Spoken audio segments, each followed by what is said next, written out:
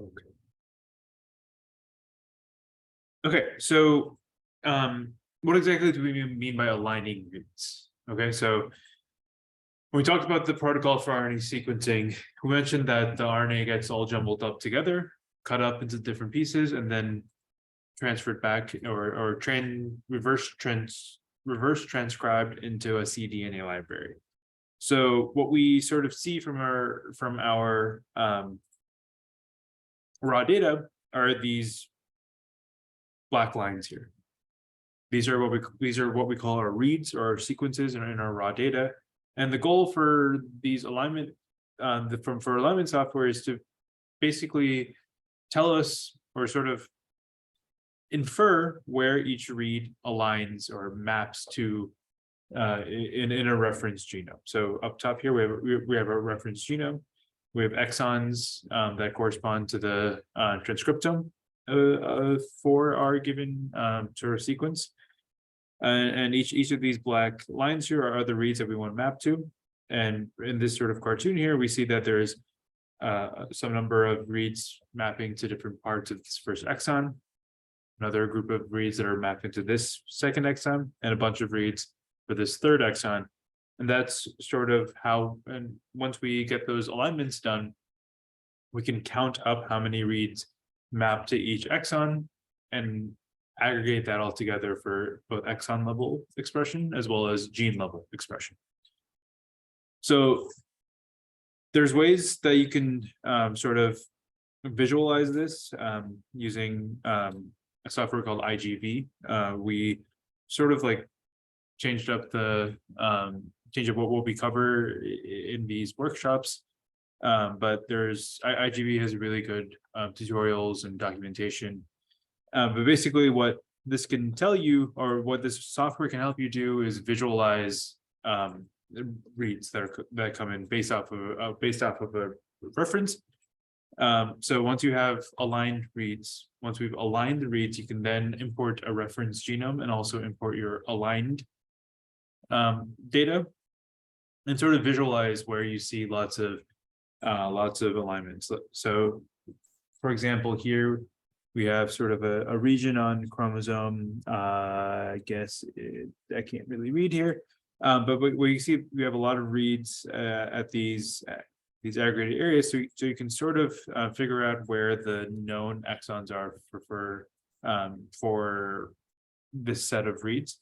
We also see lots of alternative reads being aligned to this alternative part. So there's some level of transcriptional either noise or multi-band reads, or even just alternative exons that are specific to this context that are between this clear exon and this clear exon. So this sort of tool helps you visualize the alignments that you'll generate. And so I really recommend going on to the sort of Broad website for IGV. Yeah, IGV Broad. So it's called the Integrative Genomics Viewer. It's from the Broad Institute, and it's very well documented. So and there's tutorial videos and everything. So I think that's why we're pretty comfortable leaving it out of the workshop for this.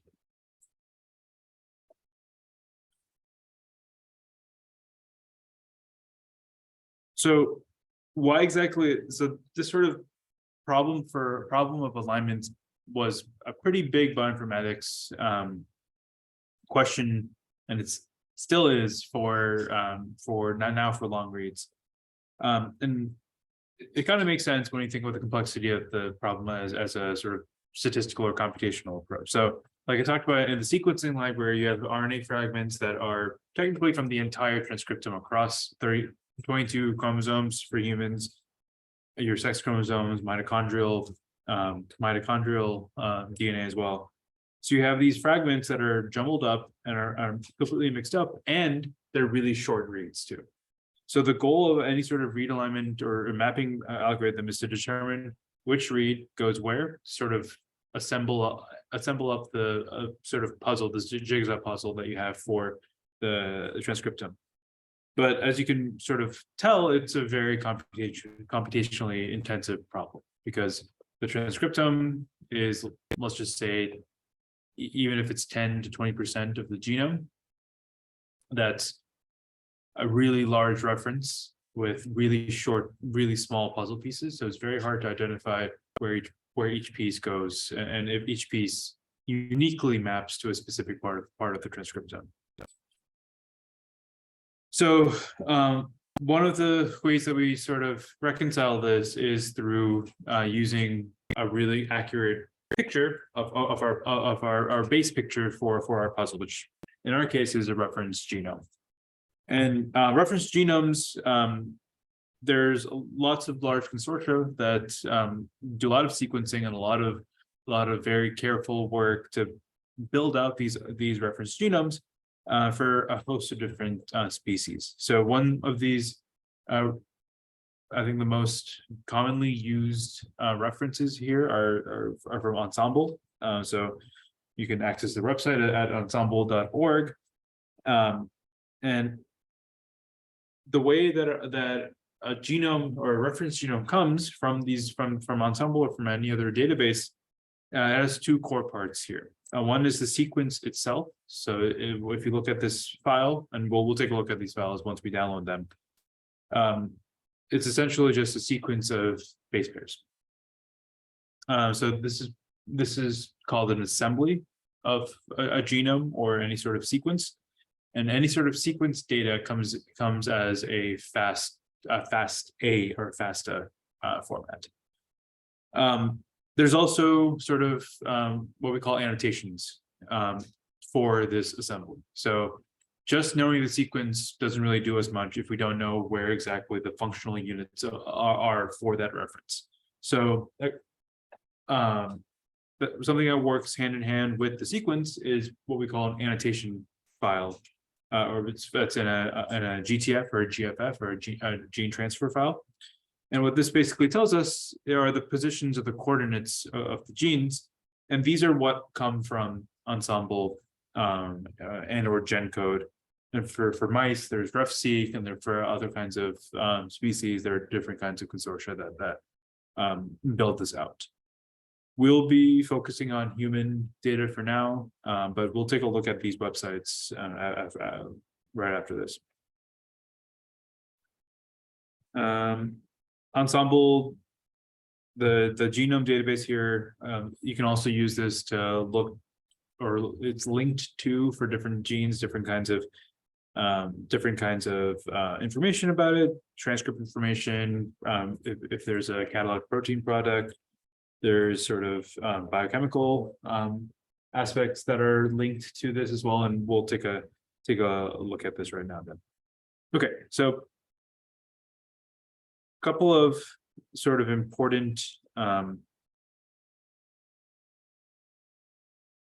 ensembl.org, and also GenCode will be very important to look into. So there's a couple of different places to look here, or to know that are going to be important for you honestly, for any sort of research, any sort of model organism you're looking at. So ensembl.org, you can access this both through a web browser, also through an API, through other kinds of programmatic tools. Ensembl provides you lots of sort of large databases. Biomart is this sort of API that you can link through R to access different kinds of information. Instead of having to run large SQL pulls, it seamlessly integrates with R to be able to do that. Other kinds of tools here, effects of different genetic variants to think about functional consequences. There's also alignment using BLAST or BLAST. But what we're interested in are these reference genomes that they've provided us. So we'll look at human, but there's mouse and zebrafish here, lots of different pig, primates, rodents, however you pronounce that. So lots of different species of animals that have been sort of sequenced, some eukaryotes as well. There's also comparisons of conservation here that you can do across different species, genetic variation, lots of different information for ensemble. Let's take a look at humans here. So once we press on a single sort of model organism, there's also categories that we can look at. We can search through genes and transcripts, genetic variants, phenotypes, structural variation. Is it supposed to change? Oh yeah, I should have.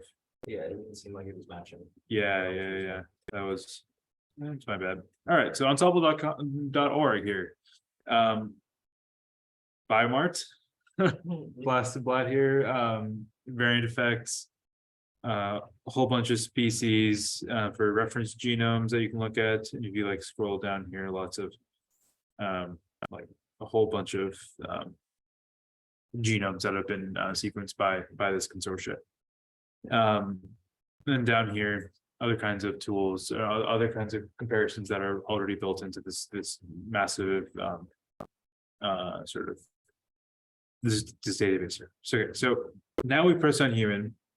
Lots of different searches that you can do. You can search genes, transcripts of genes, isoforms of genes, variants, genetic variants here, position specific single nucleotide polymorphisms, phenotypes, and it'll give you all the sort of related information here that they can pull from their database.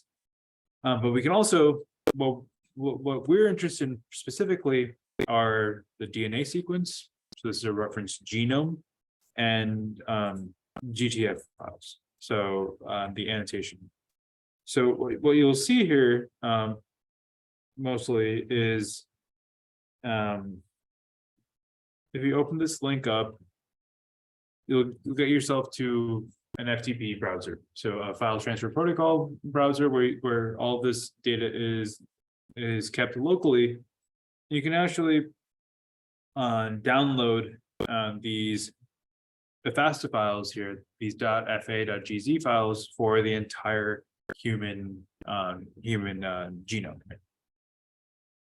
So accordingly, if we can go back a sort of this is basically like a file structure again.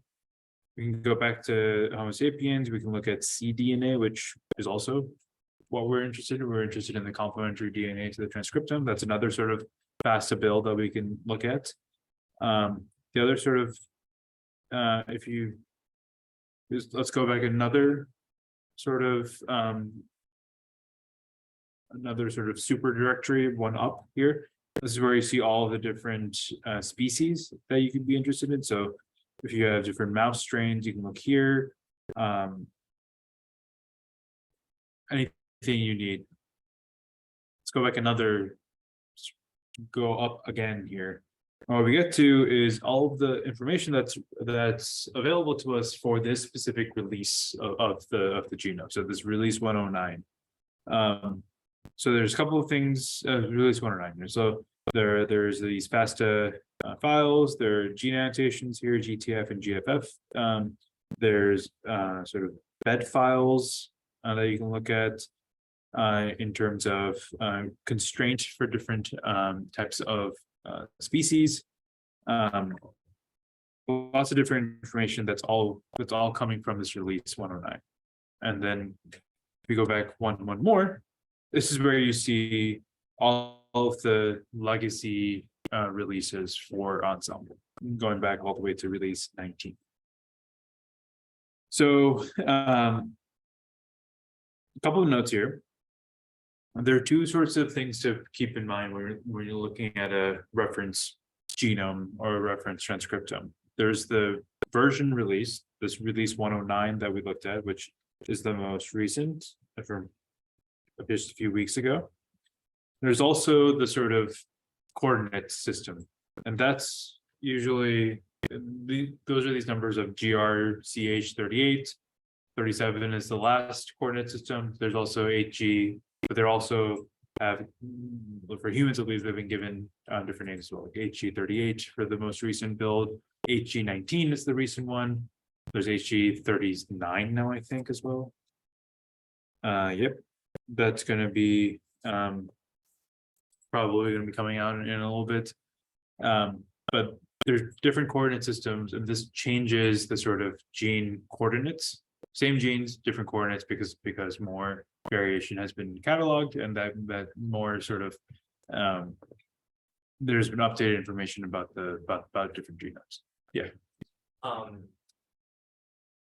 Do you see if the human genome is gonna be like, will they have a way of compartmentalizing like the new variations that are constantly found?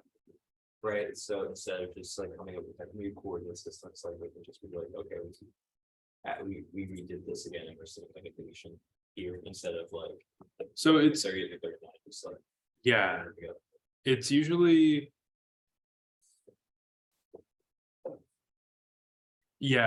based on a coordinate system, just because of the. I mean, I think we're probably at nearing the end of updating genomes, just because of the like the T to T sort of the telomere to telomere stuff that came out from UCSC recently. But as it is, there's probably going to be new variation being found that updates what SNPs are and what coordinates and like insertions and deletions that might potentially affect different coordinates. There are tools that can help you move back and forth between coordinate systems. So there's a tool called liftover. So you can lift your original assembly to a new assembly, and that changes the coordinates for whatever gene annotations you have, genetic variant coordinates. But no, it's not going to be as simple as or as sort of portable as you suggested. Any questions here? Different question. Relative benefits of working off a cDNA line versus the DNA. Yeah. There's actually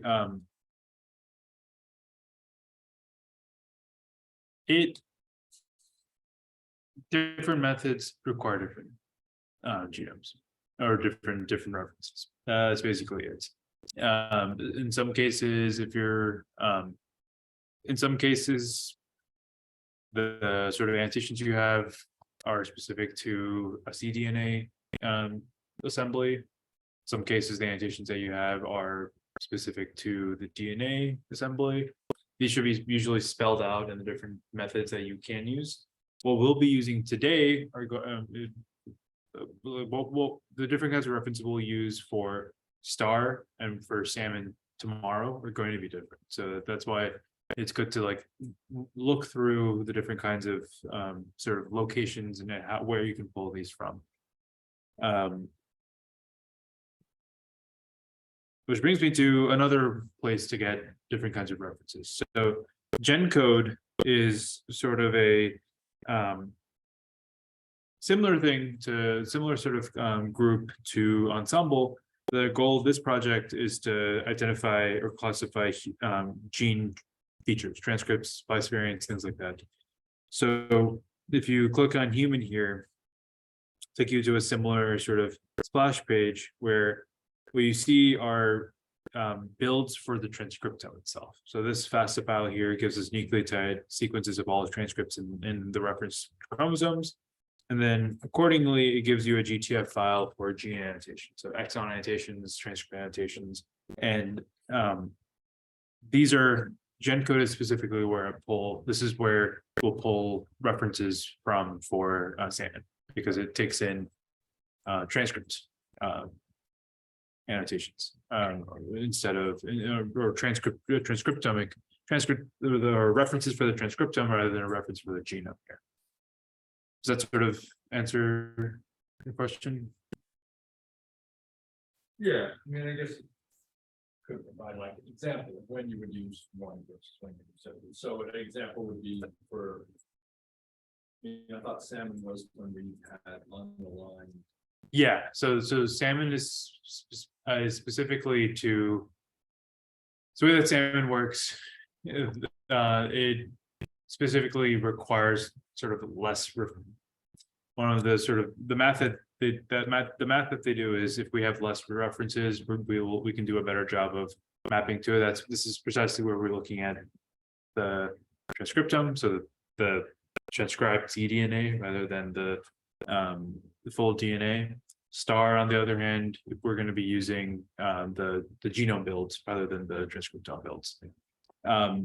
Things like Minimap2 is another method you can use. It requires the entire DNA build to work off of. So there are, it depends on the different software and sort of the what the eventual goal of your data is. So if you're generating a transcript assembly from reads, you'll definitely need the entire DNA as a reference, so that you can sort of classify if a certain region of a DNA is actually has evidence of being transcribed. So if you're only using the cDNA, you're already throwing out parts of the genome that have been classified as intronic by Ensemble or by GenCode. And if the goal is to find alternative exons, then you'll have to map back to the full genome rather than the cDNA here. Yes. In terms of that,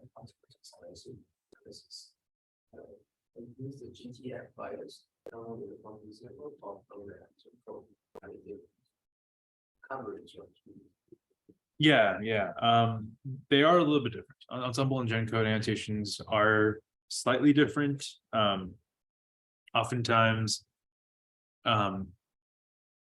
so even for counting exons or counting transcribable expression or counting exons as we'll do today, and then sort of inferring transcript level expression that we'll do tomorrow using Salmon. That's where it shouldn't matter where you're getting your GTF files for. I personally have seen that GenCode does a better job of updating annotations quicker for different exons and transcripts. For alternative splicing, on the other hand, I think the best method to do is something that's entirely reference free. So a method called leaf cutter, I think is the best way to do this, and it doesn't require. It only requires sort of it only requires the reads that you have. So it's not dependent on the genes, which sort of makes it hard to transfer it back to a gene annotation. So there's lots of different considerations to make, but I think the main thing is to be very clear about what the eventual goal of your data is, or what your goals are eventually with your data. Okay, so the other sort of thing I wanted to show are these GTF files. So we're back in the Ensemble FTP site. We're in the release 109 here, and now I'm clicking on GTF, and I'm gonna go down to Homo sapiens, and what you'll see here is a lot of different. You have the full GTF file here with all the different chromosomes, patches, haplotypes, scaffolds, and everything. This only looks at the chromosomes. I think this is another sort of subset. There's a README here that we can look at. But this is sort of where we look at this is where we'll be getting our annotations for this, the DNA here, to be able to align our reads back to. Okay, so let me leave that up. And go to sort of let's take a look at bracket 2 here. So the other thing Ensemble does is you can search up genes. For example, bracket 2 here, DNA repair gene. it's on chromosome 13, it gives us the coordinates. We can look at the different 15 transcripts of it, and see if there's any cataloged functions for them. And then on the same sort of junction, you can see if it's been shown to have any associations with different kinds of phenotypes based off of different publications. So lots of information here, and then on top of that, you can sort of let's see. There's also links to Uniprot to look at different chemical and biochemical links for this specific gene. All right. Okay, so that's where our reference genomes sit. Any more questions about references? We'll take a look at what these files look like once we get to the exercises. Okay, so as a matter of fact, let's do that right now. Yeah, let's download the data or download the references and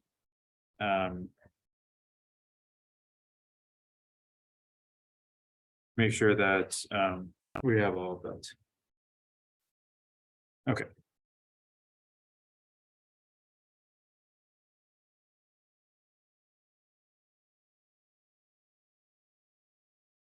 All right, so I'm going to open up another Huffman or terminal here.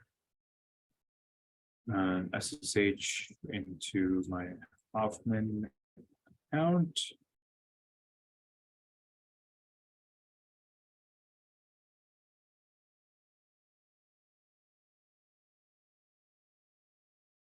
And I'll open up a interactive shell with 10 gigabytes of memory. So what we'll do first, so as you can remember yesterday, we pulled in a FASTA file for chromosome 18. We're not going to be downloading the entire genome. We're using the entire genome here because that's going to take way too long. But what we will be doing is downloading a GTF file from Ensemble to use with that FASTA file that we should have. Hopefully it's on. Connect.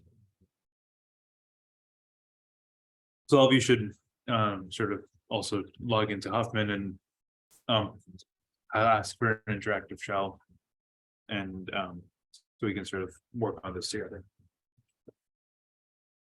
So what we'll be using here is something called STAR. A software called STAR. It comes pre-installed in Huffman, so we just have to invoke it and or just pull it up into our path using module load, and we can use STAR here. And apparently, I don't have.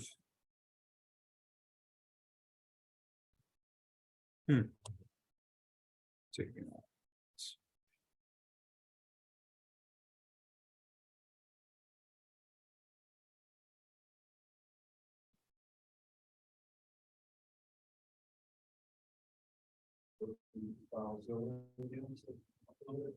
I mean, you can if it isn't uploaded to Huffman, but for the GTF files that we'll be downloading, it's just a wget command. So it was in the Google Drive. So if you don't have it, you can use FileZilla again to pull it into pull it to Huffman.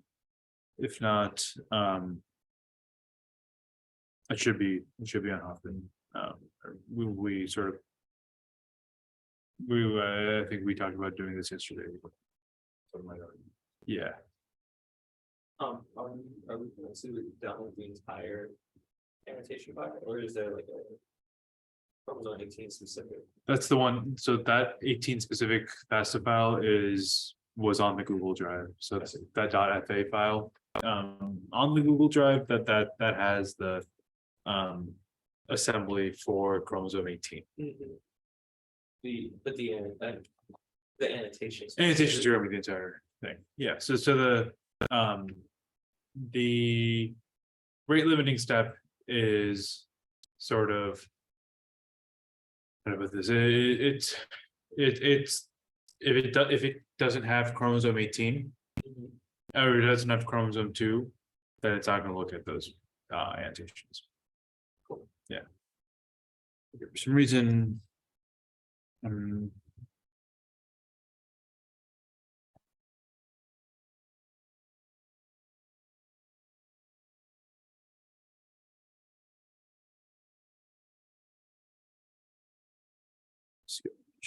oh, cool. Awesome. All right. So everyone have on Hoffman? Yeah. All right. So I'm gonna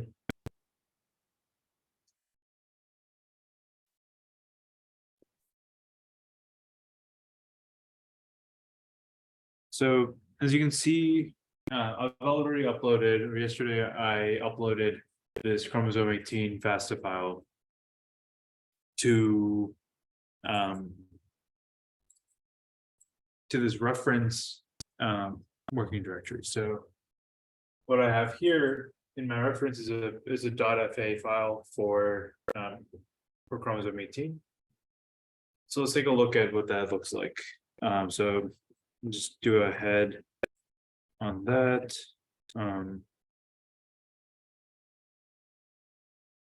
And so what you can see is it starts with a sort of header for chromosome 18, and then a bunch of garbage if they don't know what's going on in the first sort of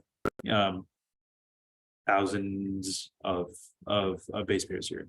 Does that just symbolize like a telomere? Or Huh? does that just symbolize like a telomere? Yeah, exactly.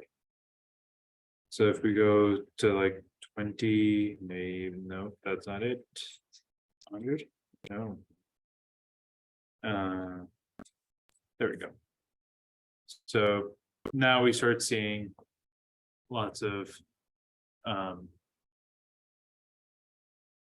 base pairs and sequences for this chromosome 18.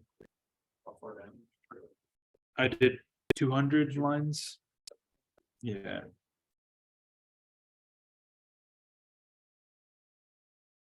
So that's all the FASTA file is. It's chromosome 1, the full sort of sequence that it has, chromosome 2, and so on and so forth. So let's so one thing to note here, which is going to be ridiculous, but what you see is that our FASTA file here says CHR18. Okay. So we have to make sure that in the annotation file we download, the chromosomes are also labeled as CHR18. We can always go back and edit it, but let's keep it simple for now. Okay. So let's sort of download now a GTF file for Homo sapiens. So if you go to Ensemble, let's go to Ensemble here. We can go step by step again. So on Ensemble, press on Humans here. Download GTF. And we can grab the probably this one should be sufficient. This chromosome GTF chr.gtf.gz file here. It's 52 megabytes. If we copy the link address, we can wget and just paste that URL there.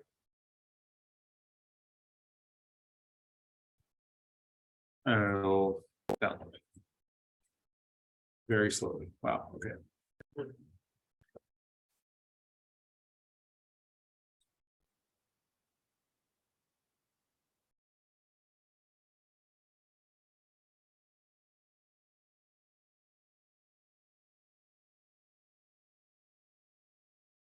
What's the address that you? It's this one here. Yeah. Shouldn't really matter that much. This one, that's what it seems to similar size. It does seem like a similar size, yes.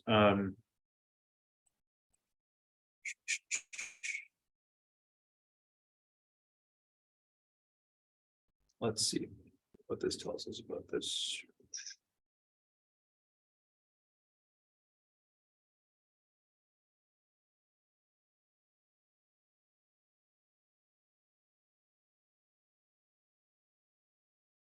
Hmm.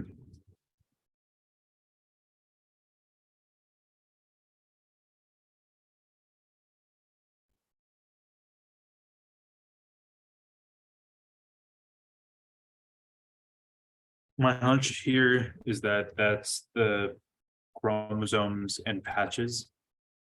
And the sort of patches to the chromosomes aren't enough to really make a huge difference. It's less than a megabyte, so it's not showing up.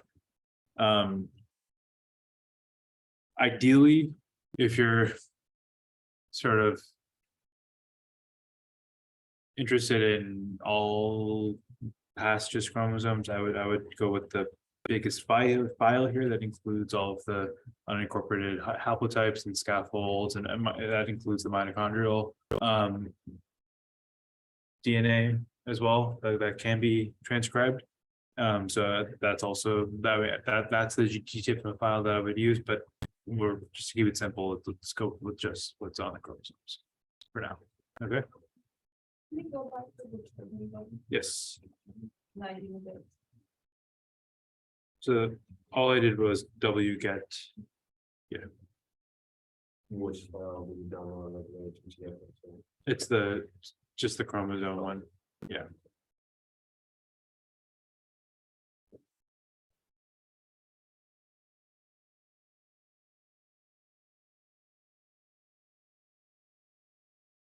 Downloading for everyone. Yeah, I need to download the index. Okay. Got it up.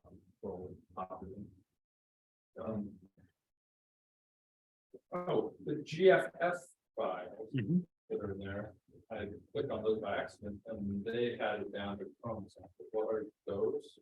So GFF and GTF they're different encodings of the same information. So we can take a look at that as well.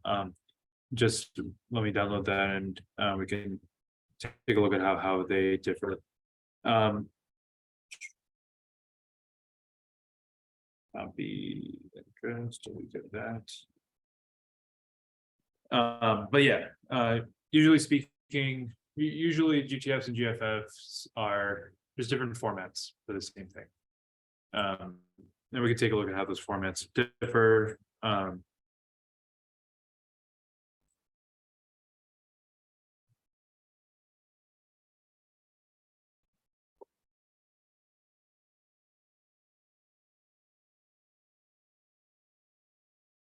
Yeah, it's just a lot slower than it needs to be.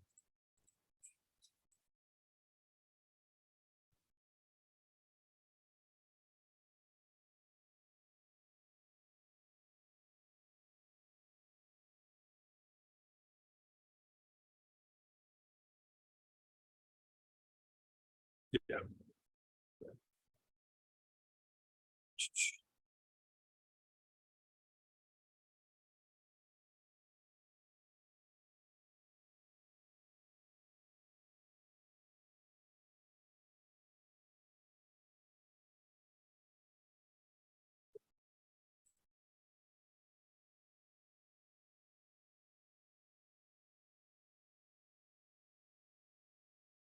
FA file and then the And GTF done. GTF dot. And I'm just downloading the GFF just to so we can take a look at it together, but no need to download that.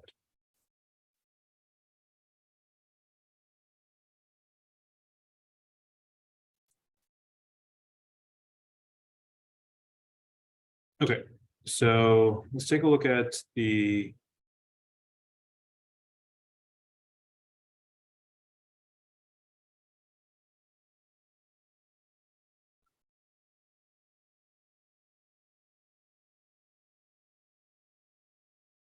All right, so I printed out the first 10 lines of this GTF file.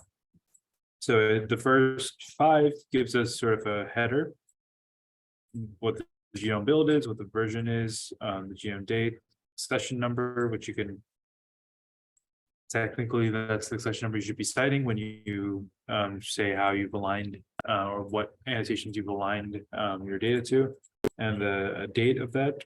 And what you can see is that this is just tab delimited, tab delimited file here. First column here is chromosome. It's just a 1, so that's precisely why I pointed out that something that we have to look into or we have to be wary of. It tells us sort of naming protocol, what the annotation is. It's a gene. We have the coordinates. Is it a forward or a reverse strand? The gene ID as an ensemble ID, gene name, sort of biotype for it. So it has some information about this gene, but mainly what we're interested in are the strand and the coordinates in the chromosome. So let's take a look at the GFF file.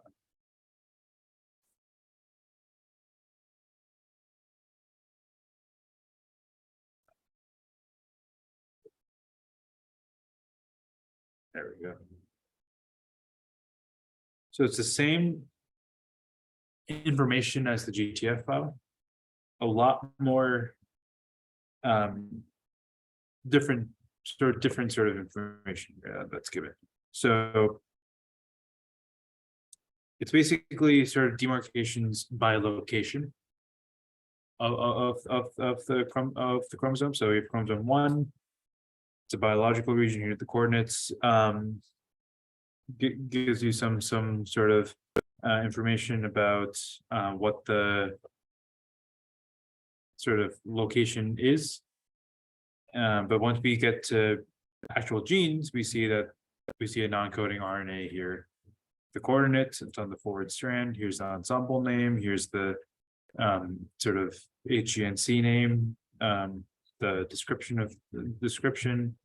So it's more rich functional data about each chromosome. We're broken up as chromosomal region rather than the specific transcripts or specific genes that are given in the GTF. So it's same information, different way of encoding it.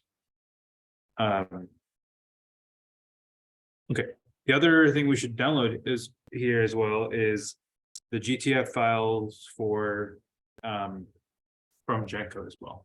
Okay, so you go to gencodegenes.org, click on human here.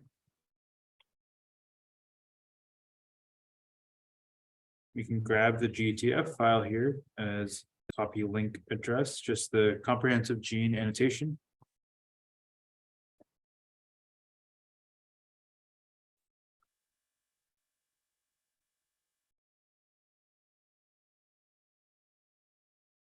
And W get that. And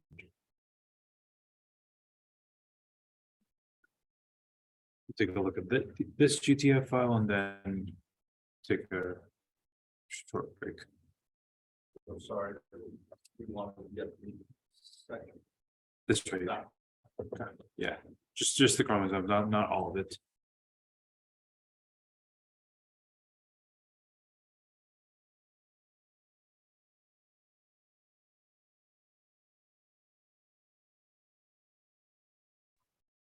Sorry, is it same thing or is different from the ensemble one?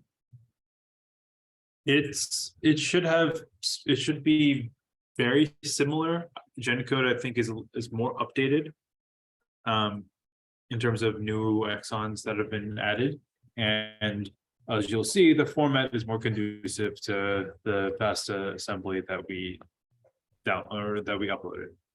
Oh, okay.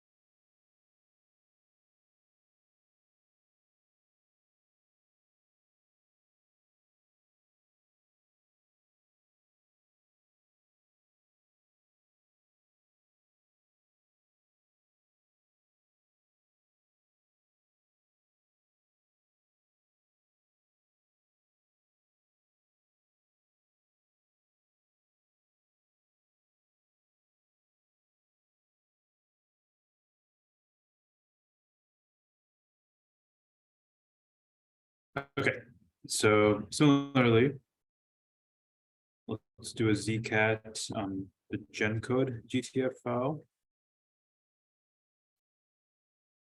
Similar thing as descriptions in the header, chromosome, where you're getting the sort of gene information from.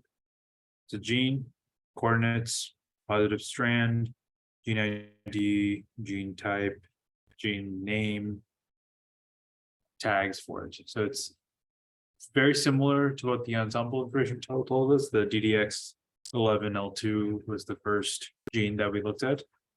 But instead of going through the entire GTF file and just adding a CHR to the beginning, we can just use this. Okay, so let's take a 5-minute break. We'll come back at 2:30 and start talking about alignment and go from there. Okay. And if you haven't sort of checked in for attendance, the sheet's up here. So Thank you.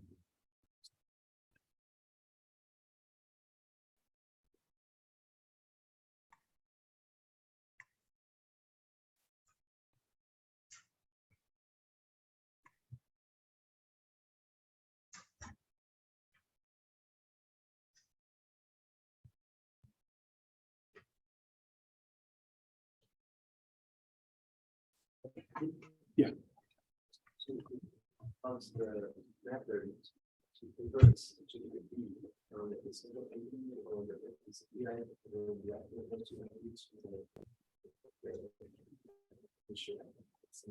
Yeah, it's very important. I think. yeah. So there's an R package that I use a lot called Biomart. So it's a bioconnector package, so you can install it using this code here. And there's pretty good annotation for it here. So essentially there's 2 steps here. Once you've installed Biomart, you can first choose a data set. So if you're interested in humans, you can just use this. There's also different kinds of databases that you can choose. And then from there, you can query that database. So you can filter the database and have it pull out attributes. So those are the 2 important things to note here. And then when you generate a query, you have to filter by something. So for example, if you have a list of ensemble gene IDs, this would be filters equals ensemble underscore gene underscore ID. If you want to know the locations and the gene name, it'd be something like ensemble gene ID, HGNC symbol, chromosome name, start position, end position. And this sort of code here is going to give you a table of ensemble gene name, chromosome, start position, end position. And you can use that for, you can sort of have that in some way.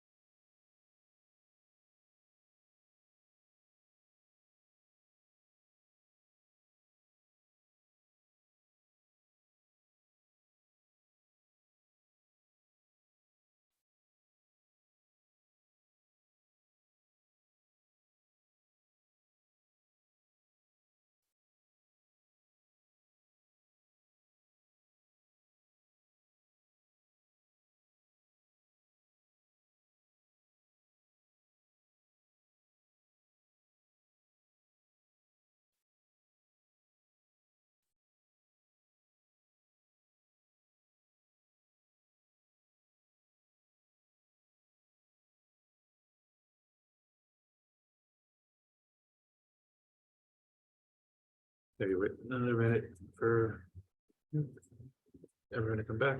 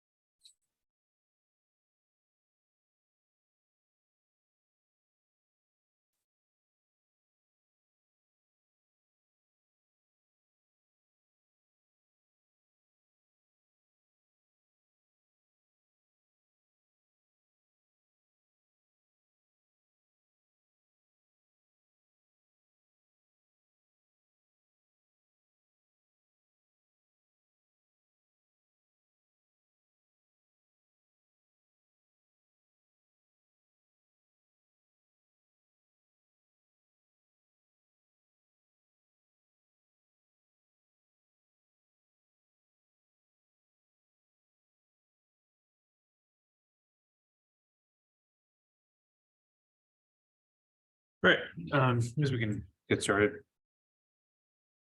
Okay, so now a couple of things before we start.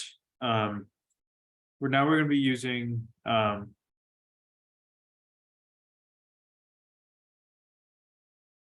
so now we're going to be doing doing the alignment step. So the way we're trying to sort of doing this is first we align or map our reads to the reference. We generate a intermediate file. It's called the BAM file, a sequence alignment file, or a binary sequence alignment file, alignment mapping file. And then based off these BAM files, we can use another software to count up how these aligned reads map to different genes. So the first step here is to use a specific aligner. What's important here, first off, especially because this is the most computationally expensive part of the pipeline. It's not really that important what aligner you're using, what parameters you're using.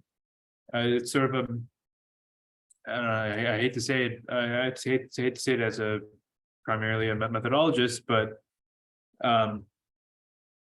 if you have garbage data, no method is going to be able to recover it. So making sure that you have a pretty good grasp of the quality of your input data, the quality of your read libraries, and the quality of your genome annotations, that's going to be of utmost importance.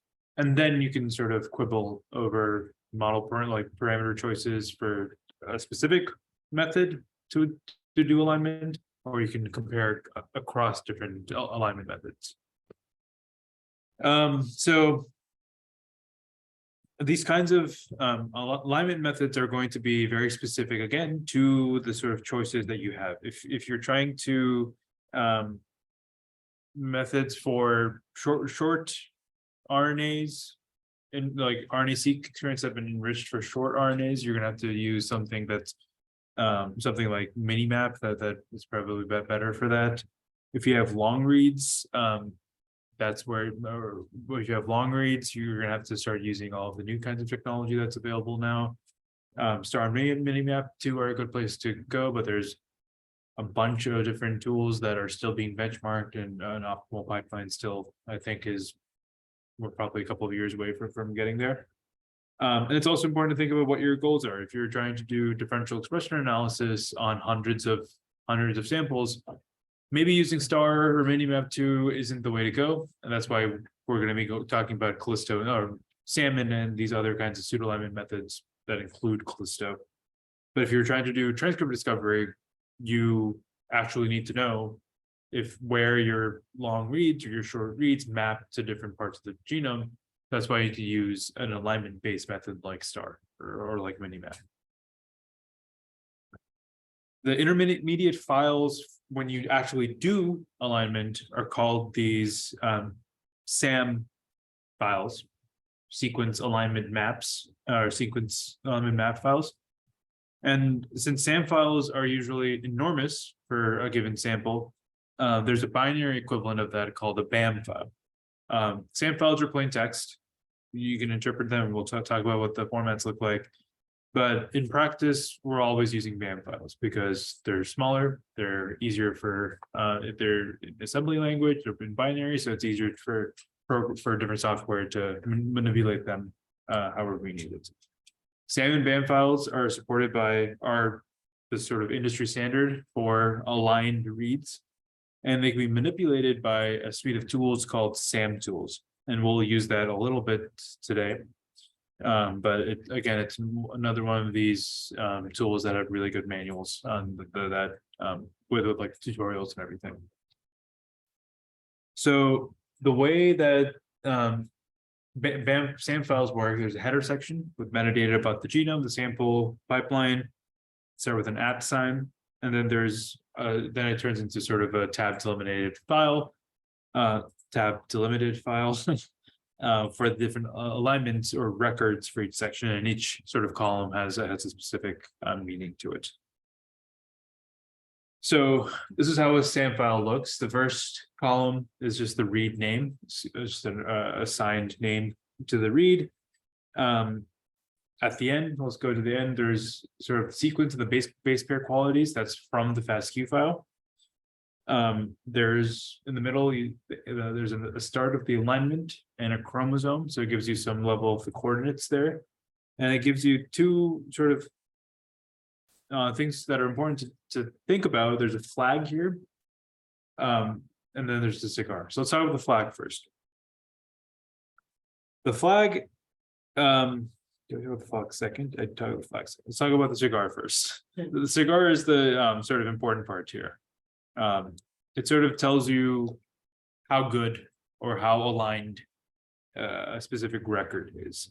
So it comes into this sort of code here where you're basically trying to see how many matches or how matched each sort of read is for your record. So if you take a look at these top two for examples, the second one here, it says 100M.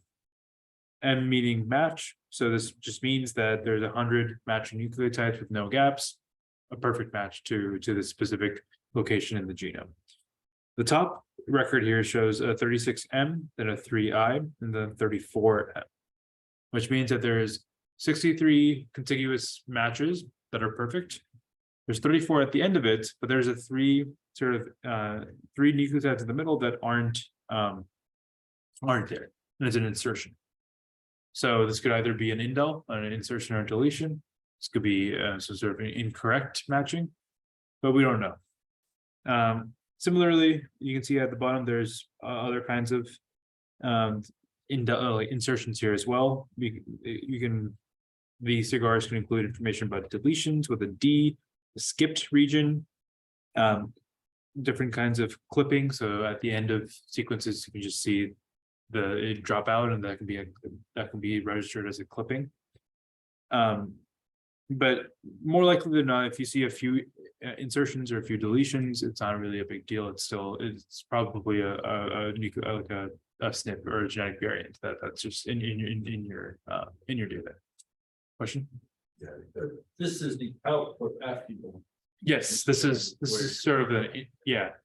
We can think of alignment as these files as sort of like a intermediate file for our goals of quantifying. But this is sort of you're trying to do transcript assembly. This is exactly these are the files you start manipulating and putting every read that you got. Yeah, every read that Individually. yeah. So every single read in a SAM file corresponds to a read in the FASTQ file, but not the other way around. There can be reads in the FASTQ file that aren't mapped anywhere to the genome. Yeah. And that depends on a bunch of, like for us, we'll see that very few of them are going to map because we're only looking at chromosome 18, or we only have a reference for chromosome 18 that we're mapping to. Does that make sense? So the other column here that I talked about are these flags. Flags are a bit weird. They're sums of numbers. So it's a base 16 representation of a bunch of binary flags. So if you think of you take the number and you sort of converted back to base 2, the sequence of ones is going to tell you which flags are, if you have flags for a specific aligned read. And then from those flags, you can then sort of tell features about each sequence here. So if you have a flag of 163, that sort of corresponds to this sort of ups and downs for different flags, and this means that you have a paired read. It's a proper pair. It's on a reverse strand, and read 2, I forget what that means. But there's never going to be looking at individual flags or individual reads unless you're doing like heavy levels of transcript assembly. And there's descriptions here in SAM tools that can help you sort of figure this out.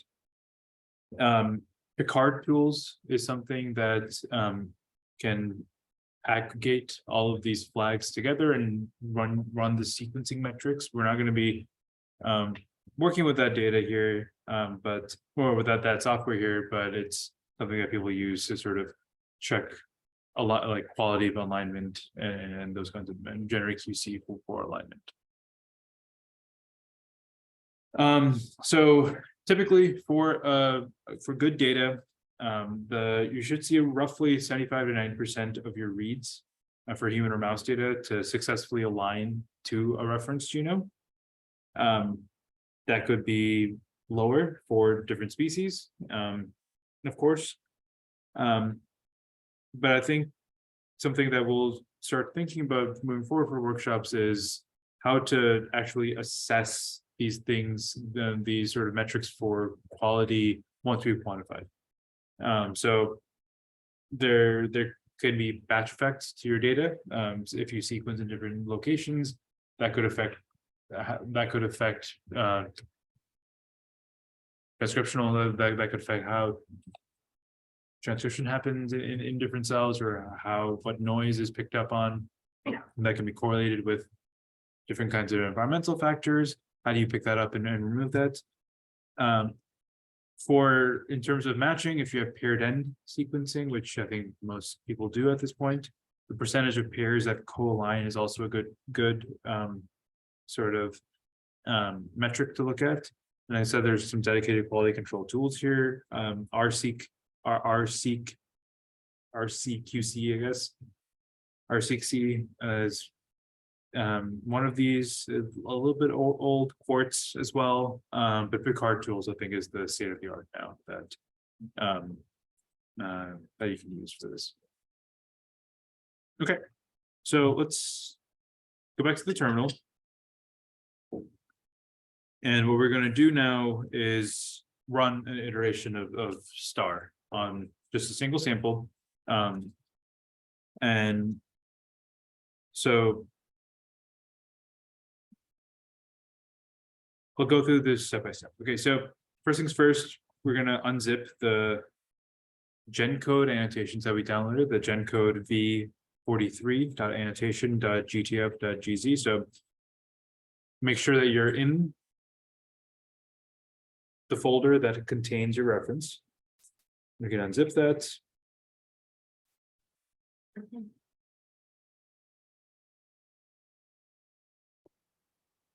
So the way that star works, right, where a lot of these programs work, is it's not going to work exactly off of the annotations.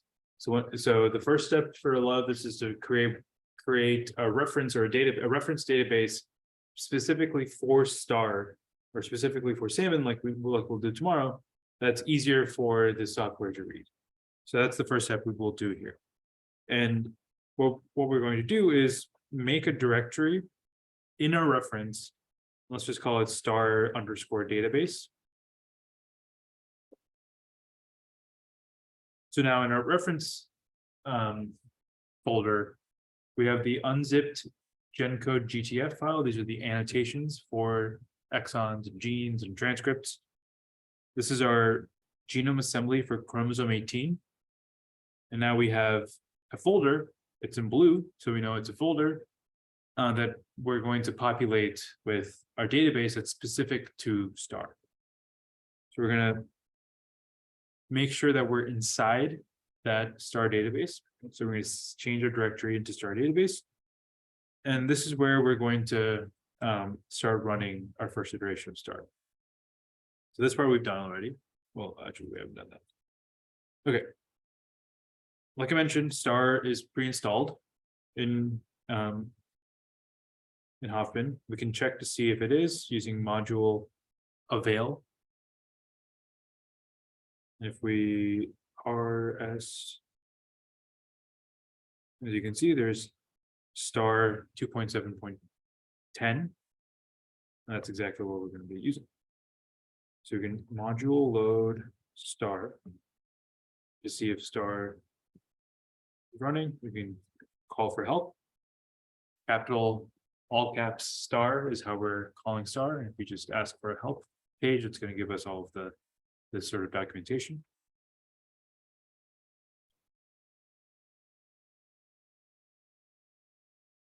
So, okay, so the next thing we're going to do. Sorry, should that be? So when that you might be loaded for you, but not for me, is that a possibility, or should that be loaded for everybody? You do module load on lower caps star. So that's something you'll have to do every single time you want to run star. Every time you open up a session, if you are going to be using star, if you do it one session, fine. But before you run star, make sure that you've loaded it from using module load.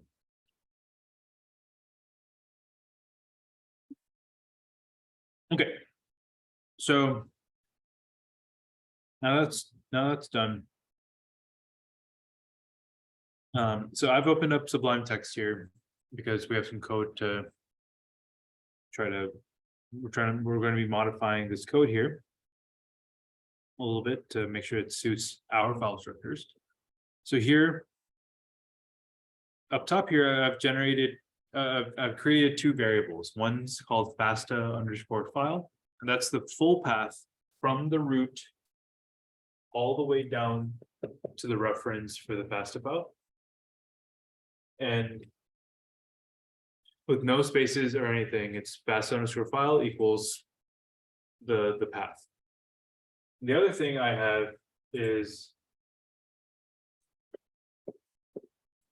another variable GTF_file that's again points to the full path from the root to the GTF file. So the reason I'm doing it from the root is now that I can use that variable and it's going to point specifically to these files because it knows where to start all the way from. It knows what the root directory is. And it's going to always follow that sequence of subdirectories to the .fa file and the .gtf file whenever I call those variable names. So the next line here is the star call here. So what we're going to be doing is generating a genomes database. So the run mode we're doing is the first option is it's asking for what kind of run mode you're in. Well, what are we doing with star? We're generating a genome. Put a backslash here just so that I can sort of make this neater, make the code look neater. But all this backslash does for Unix is tell the prompt that expect more information to be run or expect more information on the next line. That's all. So this is all one line, but we're chopping it up. The second option here is asking for where the FASTA file is. And since we've generated a variable for it in $, in FASTA_file, we can just call it by putting a $sign in front of it, and it's gonna basically sub in that path to the FASTA file.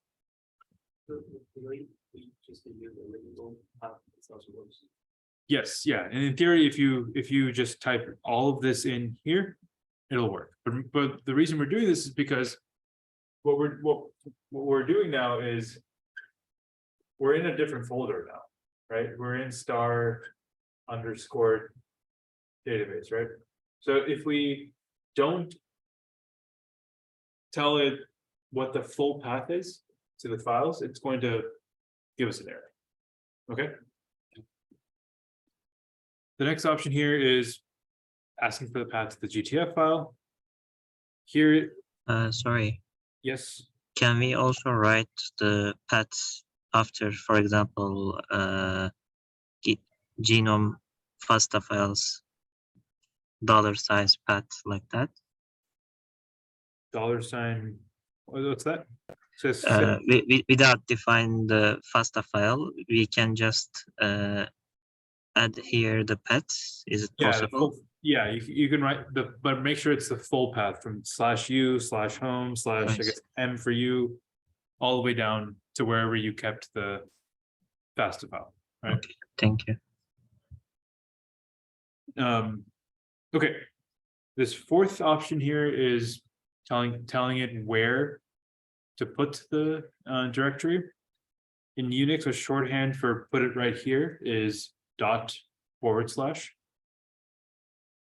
The next, this is sort of a parameter to look at how many bases at the front of reads should be thought of as indexes. So it should, if it can't match anything in the first 12, 10 to 15 is usually the ranger. If it can't match anything in the first 10, or if it continuously matches things in the first 10 to 15, that's a sort of a read to throw out. There's some heuristics about this. If it's longer, it's more computationally expensive. Meaning it takes more resources, but it's faster. But for short RNA data, you should probably veer towards shorter, smaller indexes. Here we're going right in the middle of that 10 to 15 region, saying 12. The last bit here is just to make this read map number is the number of reads from the top that it's going to process. So as you remember, we have 1.6 million reads in KD1,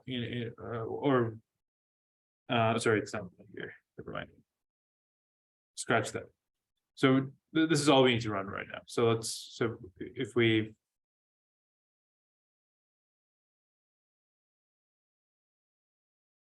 So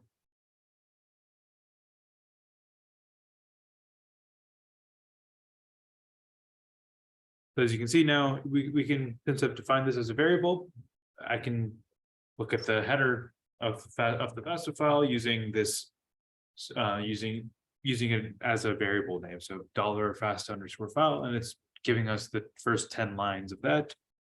Similarly, we can do maybe to get the first 10 lines of the GTF file. So now that wherever we use $GTF file, that's just substituting in the path that we defined earlier on. Okay. And now we can run this whole chunk of code that's going to start generating these genome files. Basically, it's going to be taking the GTF file and the FASTA file, cutting it up, chunking it up in such a way that it's easier to read for the software. But it's also not just in one file, but it's flat and wide across different files. So it's easier for a software to read these flat, long files that are shorter or shorter but wider instead of tall and skinny.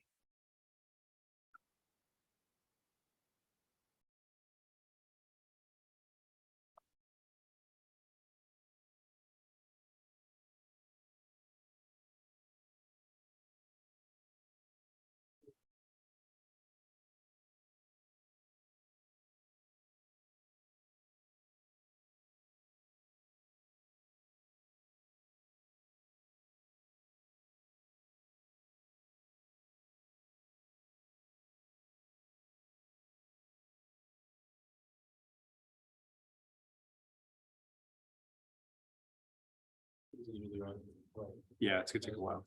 Yeah.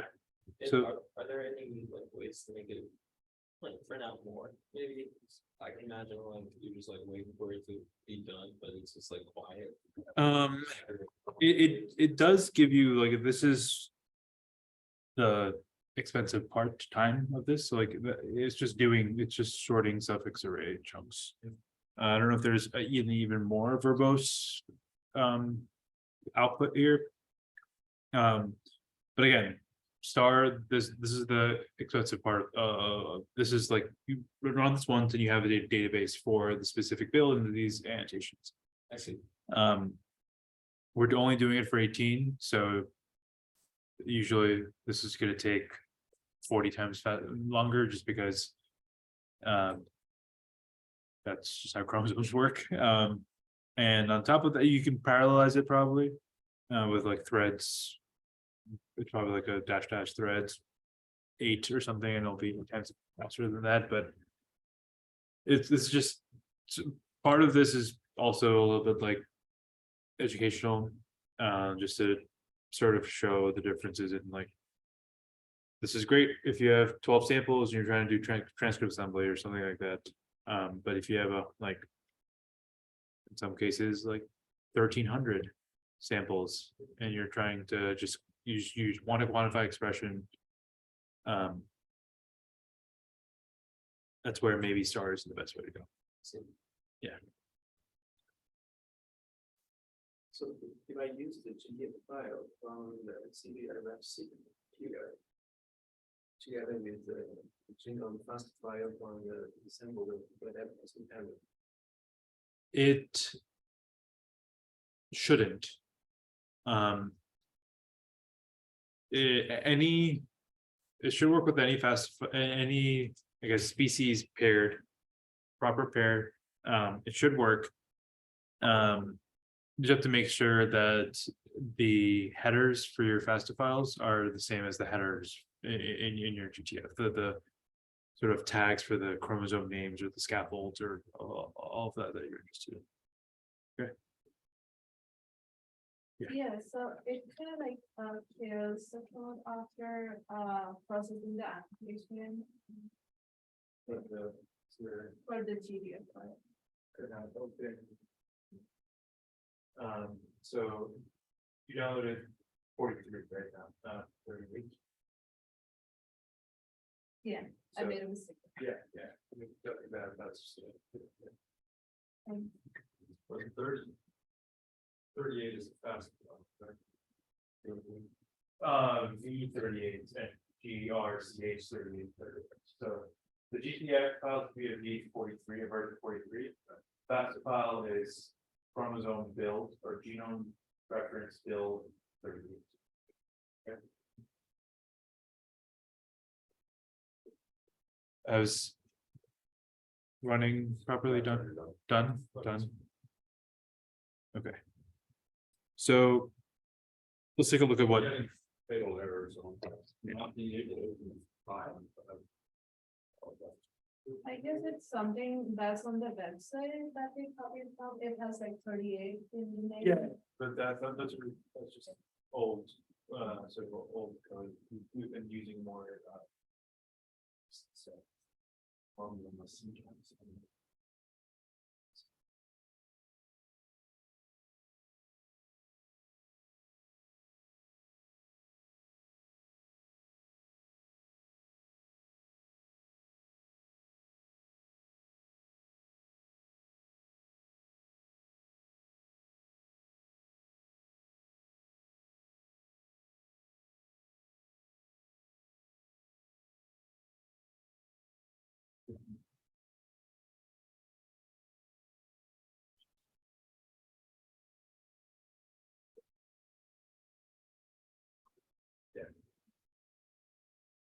All right, let's take a look at what was generated by this indexing step here. So we're currently in the star database that we generated. If we list the contents, what we see is a lot of tab and text files. So let's take a look at sort of the some of these text files. So this tells us the length of the chromosomes that we have. We only have one chromosome in our FASTA build, so it's just one number, and it tells us that chromosome 18, or the assembly that we gave it for chromosome 18, is 80 million base pairs long. Same thing with chromosome name length, chromosome 18, and the length. Let's take a look at exon info. So this sort of gives us start and stop positions and lengths for different exons that have been annotated based off of the annotations that we gave it. So gene info.tab is another one that we can look at. How should we rate the exon start and end points? What's that? How should we can understand where is the start and end in this data? Yeah, so this is actually probably something you don't want to be interpreting yourself. This is Okay. this is for star to use. But it's good to think about like what exactly was extracted from the data and why exactly was it extracted. So what exon info says gives us information about locations of the different exons, and this gene info tab there's a tab here that maps exons to gene and transcript information. So like if we could take a look at this maps the exons to the genes, and then there's information about the genes themselves that are in this in that tab file. Thank you. So there's lots of different moving parts here, but they're all like localized and mapped to one another through these different kinds of files. So it's taking two files and then cut them up into, what is that, 9 to 15, 16 files. And that's why it makes it slightly faster for Star to do the alignment step. Okay. Any questions here? Okay. All right, so the next step now is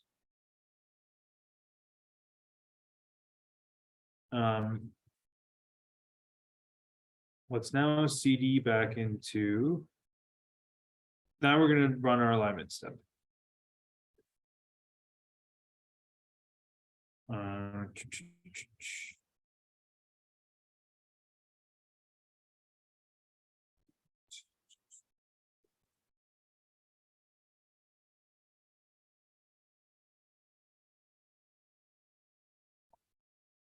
right, so we're going to do the same. So we're going to do a similar thing here. We're now inside of our data folder. I just changed the directory to the data folder that we're in. And now we're going to generate another two other variables here. One is star_db_dir, which gives the full path to the star database that we just generated. And then we're generating another variable here that's just called KD1, and it's called sample.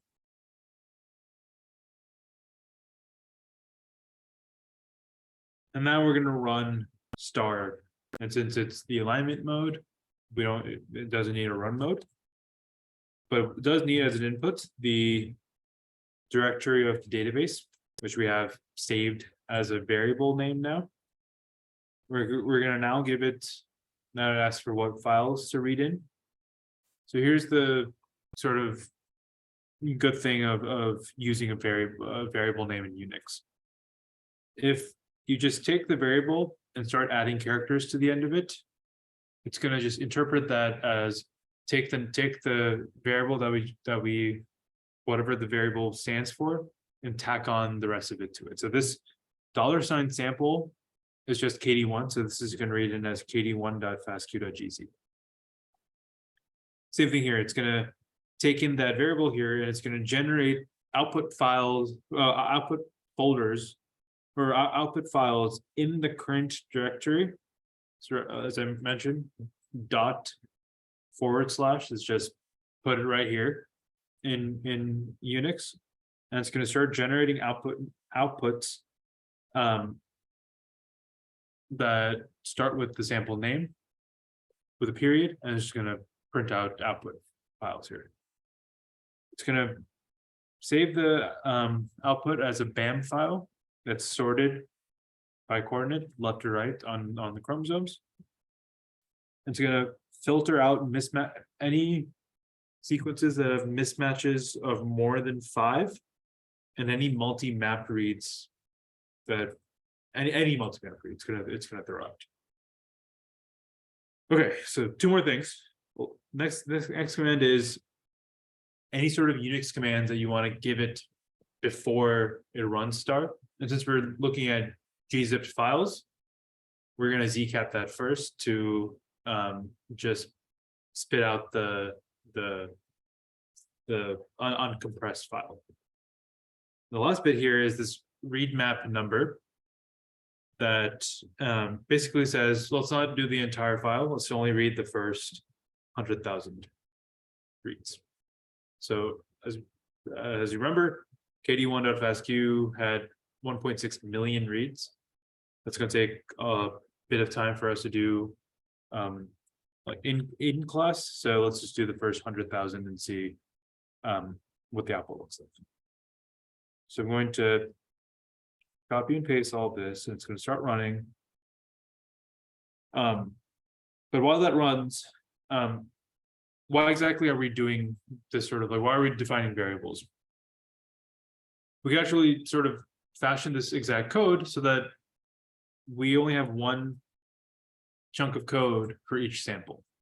So we can index through our sample names now. We can say that this file here contains all of our sample names, KD1, KD2, SC1, SC2, loop through each file, each row, assign it to sample, and then run this chunk of code, which only depends on sample that's changing. Why do we have to move for our data folder and then run star? I thought we had to be in this star database. That was to generate the star database there. We can always change it. Star anyway. Yeah. We just wanted to. Yeah. run it there so the database. Yeah. It's also sort of to introduce the dot forward slash sort of construct where if you're inside of a folder, printing things in that folder, dot forward slash ensures that it's printing right. This is gonna be, it's now gonna print everything into our data folder. Into our data folder. But say you want to keep it in, you want to generate a new folder, you can like make a directory. Say a line. Yeah, exactly. That's something I would do. Yeah, first and then. Mhm. then Yeah, so like we can do like a make directory, like mkdir bam, and then say output file name prefix here is bam slash $sample dot, and it's gonna output the bam files in a subdirectory.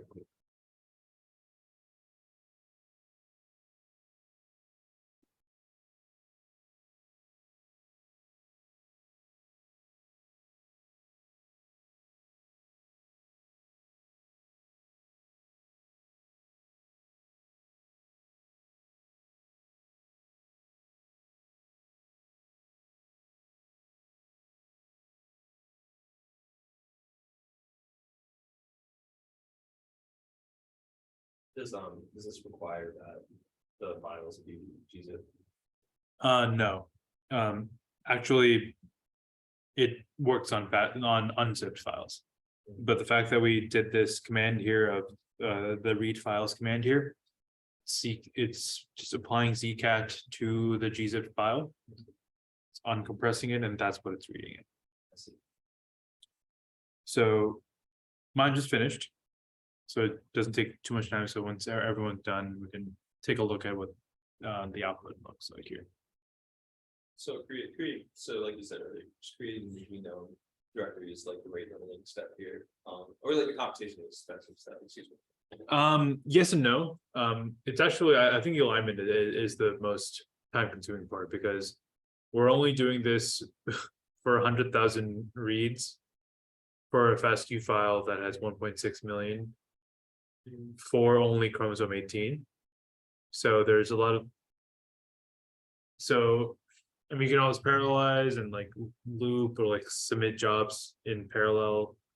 But I think this is where most of the time is spent because You have to go through different, multiple different, different files, yeah. Like, as we keep on kind of returning to like more of the bacteria and the organ, human genome, but like, you find in your research that you always kind of have to subset it into like a chromosome? Instead of just, or do you just give it the whole thing and it's just like, all right, I'm just gonna press enter it and like. Yeah, so for me, for my research, I'm usually in sample sizes, like what I want to look at are either like population scale variation in transcriptomics. So my sample sizes are at the point where I don't really worry too much about like perfect alignment, things like that. So that's why I usually use salmon to quantify everything. So right now I'm like working with a data set with like 2,400 RNA-seq like FASTQ files. That's why I run salmon, and I specifically want to infer isoform expression and star, and what we'll end up using HTC count can't count isoform level expression. So there's like there are like like I said, like I'm giving you like two different flavors of ways to align and quantify or just quantify data, RNA-seq data. But what we're hoping is that this gives you a sort of enough of a skill set that you can use your own intuition based off of what the point of your data, like what you want to do with your data. Can I go back and look at your code? Getting in there. Where did we create this 81 sample? They created by this. No. So this is just our input data. So if I say echo sample.fastq.gz, that's just a sort of programmatic way of picking out kd1.fastq.gz that's in our data folder. Telling me that it doesn't exist. Are you in the right folder for it? Where did I need to start?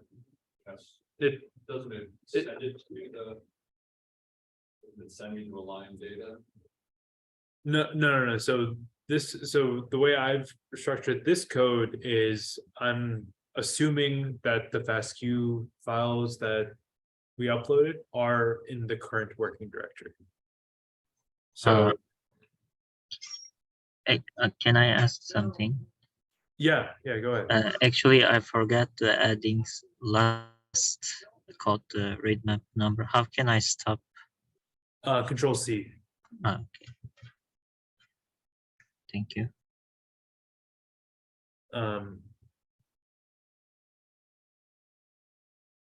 Starting data folder or changes to the data folder? You should manually change it to the data folder.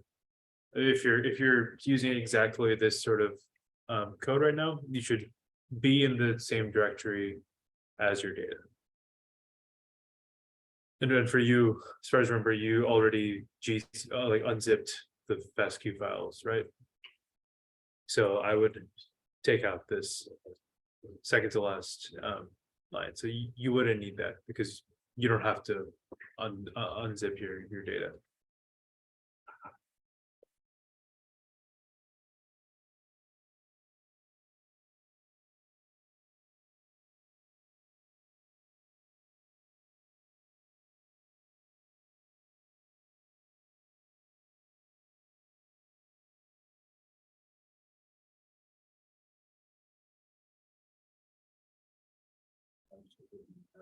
Let me take a look.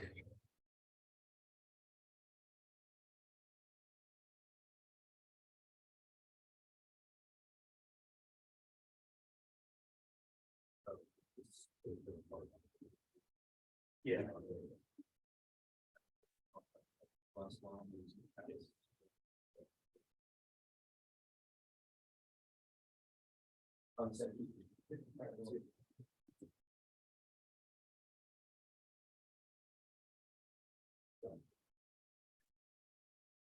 Okay.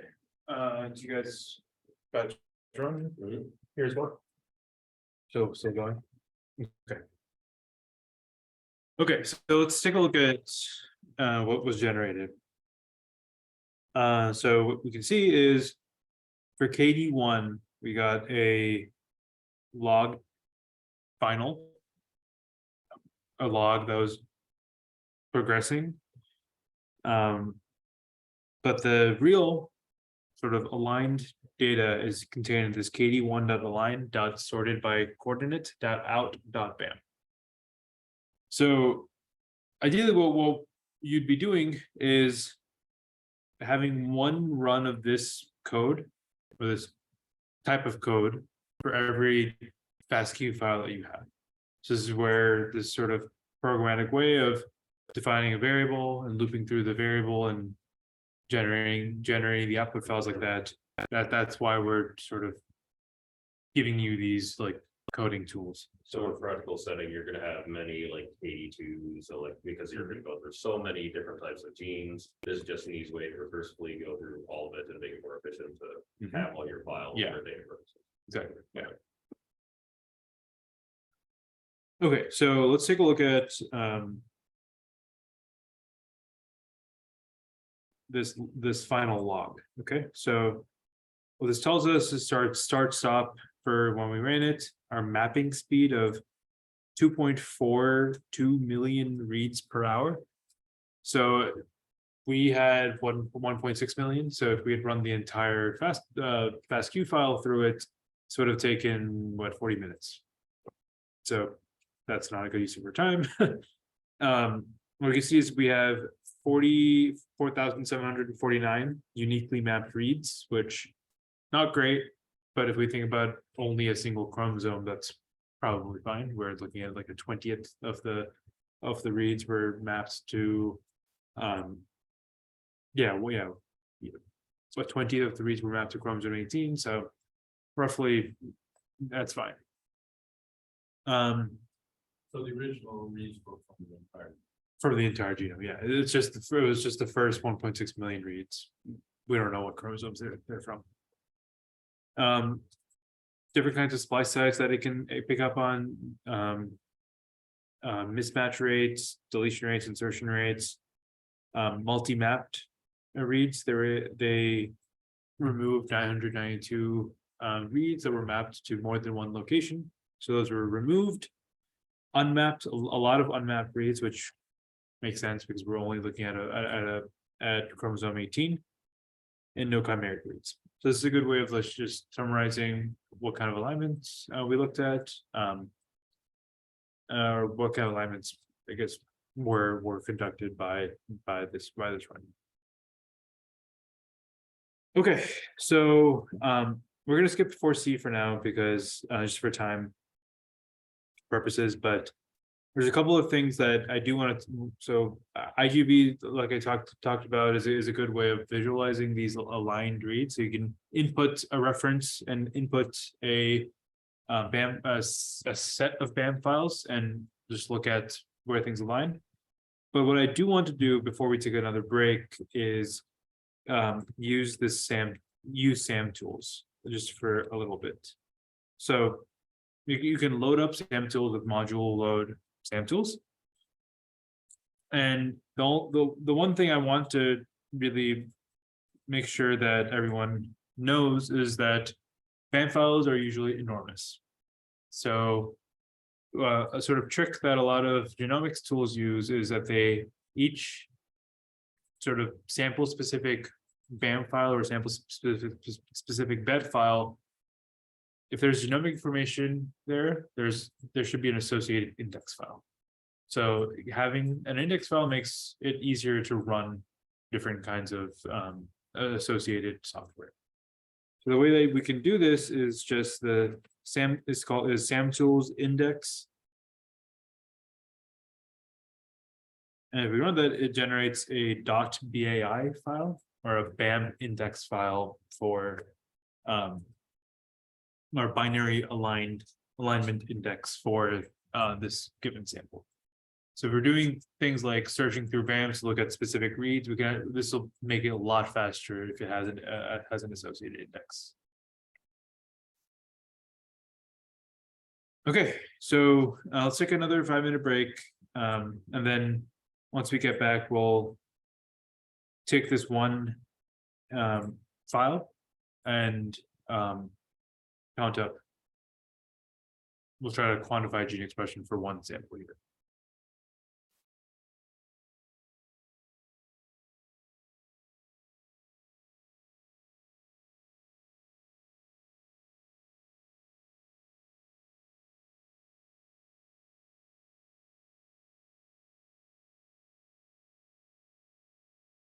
The 100,000, about how long it would take?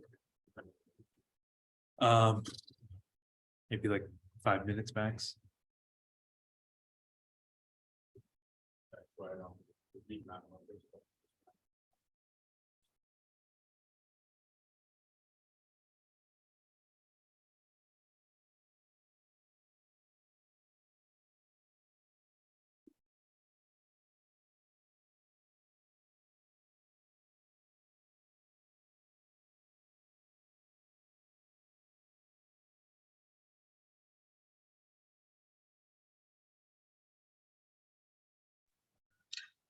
Can I ask a question with Yeah, go with sharing my screen? Mm-hmm. 1 second.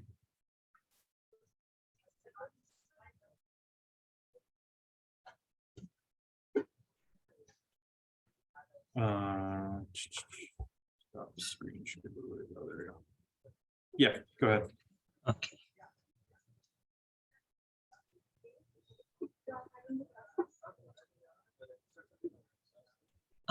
I need a permission, I think. Oh yeah, let me do that. 1 second. Yeah, go ahead. Okay.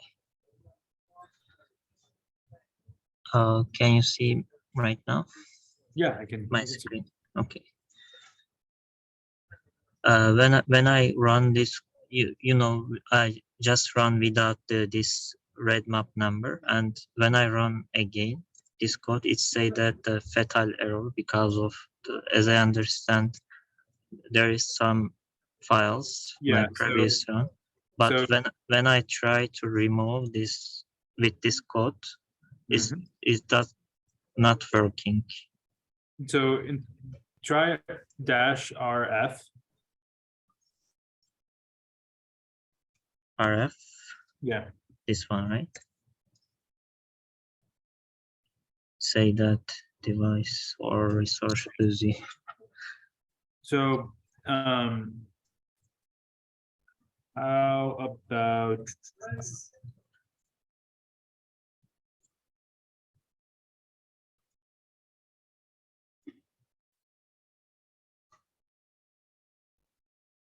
so I think one just so that it's like what happens sometimes is that it takes a little bit of time for this to register that it's no longer busy. Yeah. Okay, So instead of running this on KD1, just run it on KD2. And for you, you're going to be aligning. You'll have aligned reads for KD2. We'll have- okay, it's fine. I will try it. Okay, thank you. Mhm.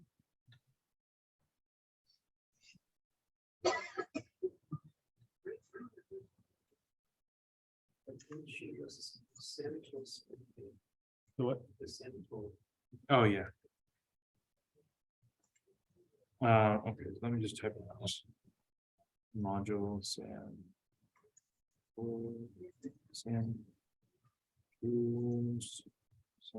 tools index. What is the name?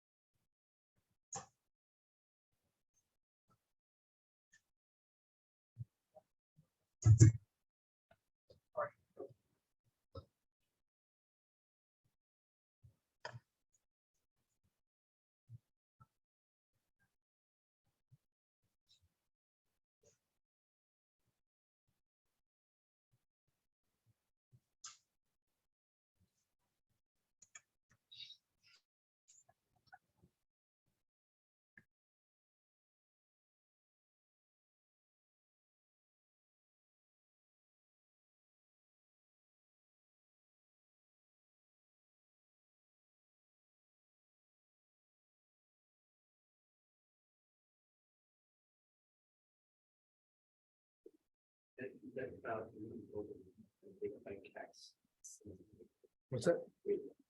Yeah, band file. Yeah, band files are binary. So yeah. Yeah. So you want to. You can convert a band file into a SAN file, and those are the things we need. So SAN tool is going to be. Band file is just a binary version. It's small, it's all in file size. It's written in binary rather than actual ASCII characters, so that it's smaller in size. That's something that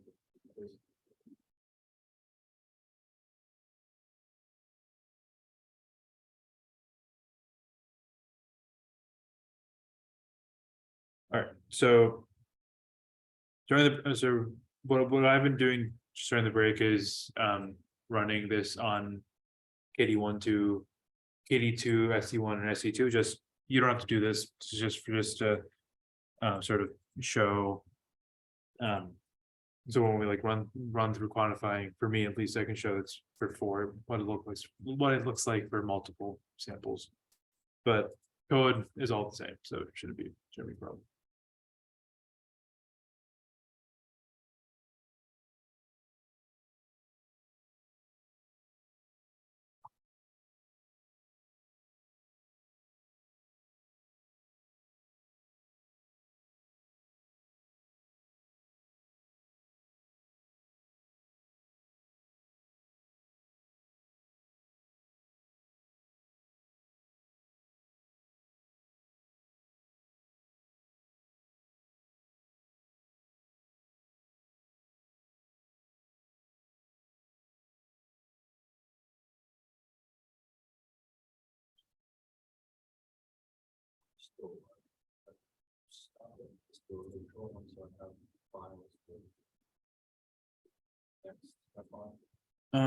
It should finish. Yeah.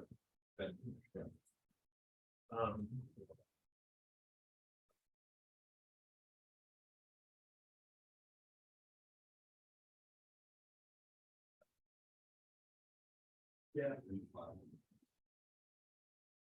just let it run for a little bit longer.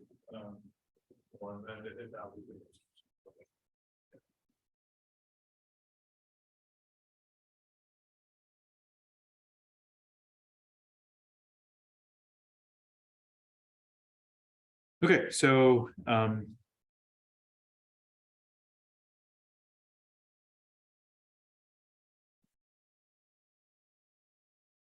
so just again, what I've done is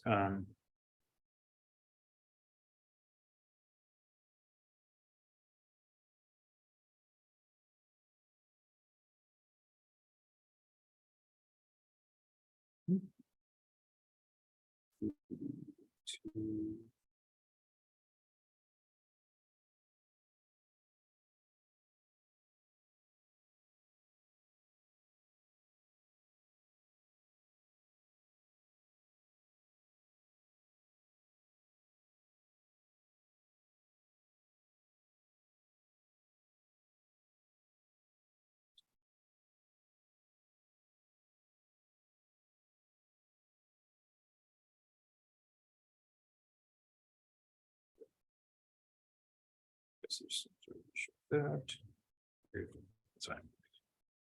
All right. So we've generated a BAM file. At least one BAM file. And so now what we're going to do is count up these alignments to generate a count for each gene. So let's.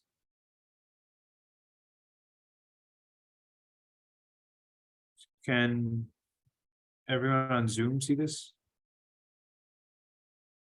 The PowerPoint slides? Yes. Okay, great. Yes.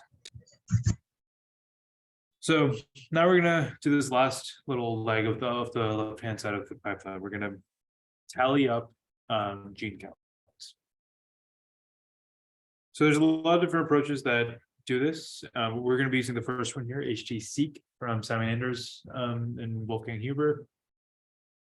There's other ways to do this as well. Cufflinks and string tie from relatively the same sort of folks.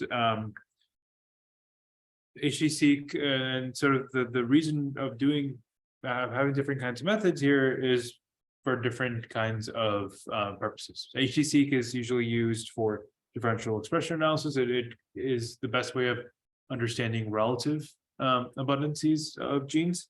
String tie or string tie 2 now is a better way of estimating absolute gene counts, which is a good way of trying to identify novel transcripts. Another sort of way to count up the genome that also takes in FASTQ files as input is leafcutter. That's to specifically think about percent spliced in of different introns So it gives a way to quantify splicing event measures. And then tomorrow we're going to talk about these alignment-free methods, specifically salmon, but it's a way to sort of circumvent this mapping step, which is oftentimes really expensive and gives us a way to count up expression for individual isoforms or transcripts of genes. And in a lot of cases, when you have enough samples, it actually outperforms quantification of gene level expression. So there's some advantages here for both types of approaches. But always, like we've talked about throughout the workshop, it's important to think about what methods to use based off of the eventual goals that you have. If you want to do differential gene expression, relative abundances, accurate relative abundances are more important than an accurate absolute estimation. And if you're thinking about analyses at the gene or exon level, then you can sort of count this up using HT-seq. But if you're interested in transcript level expression, individual isoforms of genes, Callisto and salmon are a better bet here. So let's talk a little bit about this HT-seq package. It's again has very good documentation here. It's a Python package, and the way that we count up expression here is on a per gene or per exon basis, and we'll talk about why that is. It's designed specifically for reading or counting up relative abundances here. So it's a specific method for differential gene expression analyses. If you want to do absolute gene expression for transcript or discovery of new transcripts, that's where something like string tie is going to be a better bet. And specifically within HT-seq, we're going to be using the HT-seq count, which takes in a GTF annotation, and based off of that and some aligned reads, it'll count up per gene alignments or per exon alignments for every sample individually. So it can run on multiple band files at the same time. So there's some choices to make for HT-seq, and we'll talk about a little bit about this. So the first choice here is what exactly to count. So this is this ID attribute, and for us, we're going to be counting genes. So we can set this to gene underscore ID. The next question here is, just a quick question. You just mentioned that you can run multiple band files at the same time. What is the bonus to that? Because processing power with reading through multiple files, we just end up like pretty much like curving actually getting a result correct. It's sort of a it's just like a programmatic sort of thing. Like it'll still, if you give it one thread, it's gonna do it serially. But if you give it multiple threads, it's gonna do it in parallel. That's the only thing. Okay. Yeah. Okay, so the next sort of choice here is where to count. And if we specify this to exon, it's going to use the exon annotations to count alignments that overlap exons. It's kind of important to think about where these reads are coming from. They're only coming from exonic regions. So there's going to be gaps in reads when you align to a reference genome that may indicate there's an intronic region that the read is sort of I guess straddling. On the other, I think the most important choice here is how we're counting these reads, and we're going to be using what's called a union mode here, and this is best for differential expression because it assigns relative abundances in an interesting way. So there's this really good table here where we can think about each read being flagged as uniquely to one gene, ambiguous, so it can be assigned to several genes, or unknown, so it's not assigned to any features. And there's some different options here where, so in red and blue or pink and blue, we have gene A and gene B, and our read is in teal here.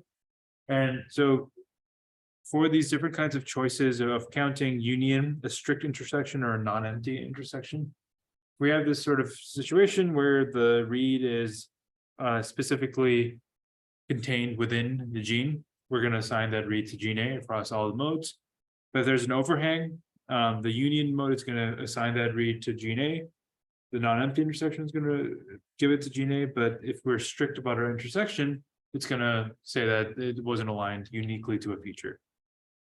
The next sort of situation here is that if there's if gene A, if the read itself contains insertions or contains some level of like information about the intronic region, it's going to, but it's still mapped. The majority of the read is mapped to gene A. The strict intersection is going to assign it no feature, but the other two methods are going to assign it to expression. Same thing with this. If we have this gap, this intronic gap, or this deletion that's represented in both the read and the gene, like we see here. When we introduce another gene is specifically why we use this union mode of counting. So up top here is where we see this read being uniquely mapped to gene A and none at all with gene B. And that's where we assign this read to gene A across all the modes. For the next one, we have a little bit of overhang for the read that's assigned to both gene A and gene B. So there's an ambiguous assignment to this read. So it's adding one to both of these genes. So for relative, when we think about relative abundance of gene expression, that's not changing anything. But for the strict intersection, it's going to be assigned to gene A, or non-empty, it's also going to be assigned to gene A. So we're actually then changing up the relative abundances if we use these other modes. And the same thing here. We have the read is contained entirely in the intersection of gene A and gene B. It's an ambiguous across the board, but because there's a difference for these three, because the union mode is sort of counts this relative abundance the proper way for these specific instances, that's why we use it for differential expression analysis.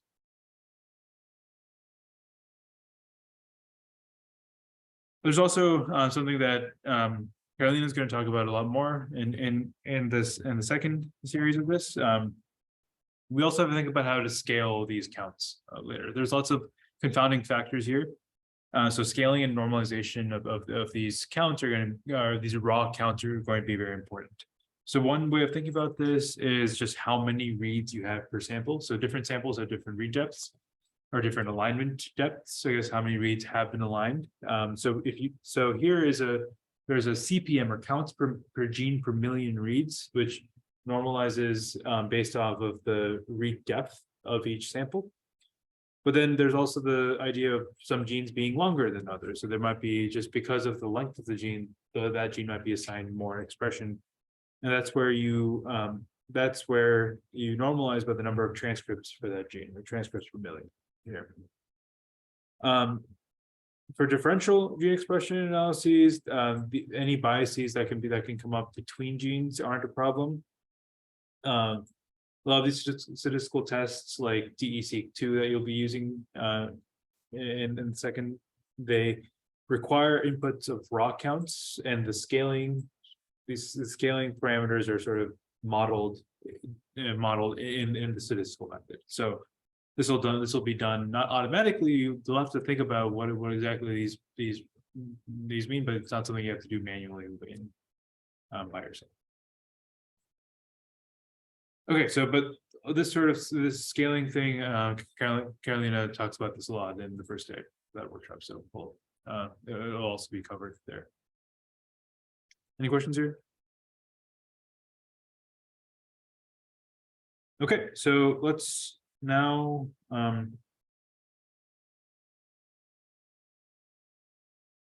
so now we're going to run HT-seq on our one BAM file, I guess, or a couple of BAM files here. And first things first is pulling up Python. Yep, Python. Pulling up Python. Actually, let me pull up. Okay, so I loaded up Python 3.9.6. And what you can do is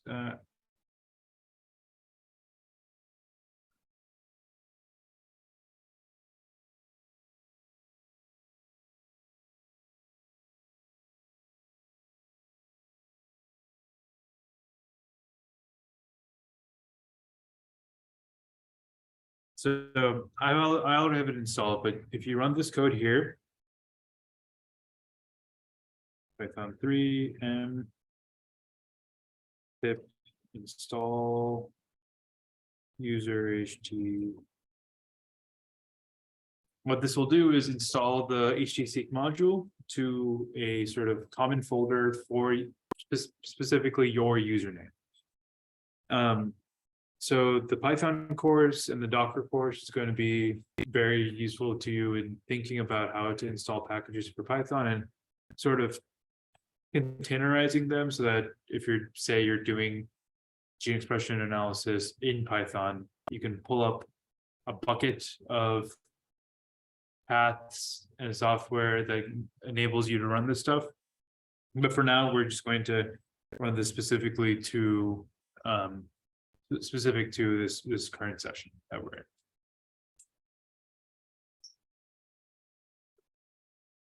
in. This should take a couple of minutes to run.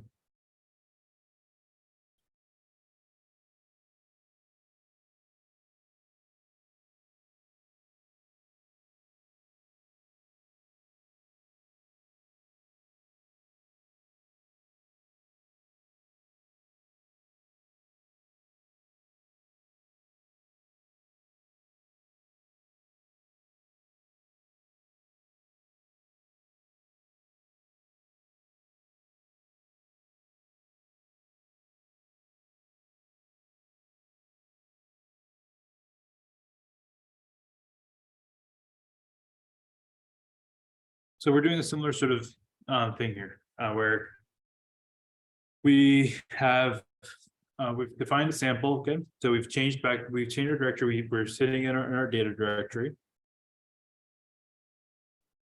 We've defined a sample name. It's KD1 here. We define what the BAM file name is. It's $sample.aligned.sorted by coordinate.out.bam. And ideally speaking, you don't have to redefine the variable for GTF_file because we already have it. We did it before. It's stored in our session. But just for sake of simplicity, I'm writing that out again. And those are all the variables that we'll need here. So it should sort of start to make sense how this would work as a script, right? We've defined up top our variables for our references, our FASTA and FASTA and GTF file. We're indexing through a sample name. And then based off of that sample, we generate a BAM file for the FASTQ file. And then from the FASTQ file, we count up that BAM file. It's all indexed by the name of the sample. So let me put this part here. And then this last chunk of code, again, is running HT-seq count. So the module for that software is in this local directory of ours. We're going to say that we're counting up based off of gene IDs. We're going to count up exons, or we're going to count across adjoining exons. And for those exons, we're going to count them up in this union mode of counting. The format of our files are BAM files. They're stranded, yes. And then here we're saying that this is the location of the BAM file. Here's the location of the GTF file. And all of the sort of output is being piped using this piping operator in Unix to 81.pergenes_counts. So we can run this. What this does is it cycles through the GTF file. So it's going to start outputting number of lines processed here. And this is equal to the number of lines that are contained in the GTF file, or the GFF file. Doesn't really matter here.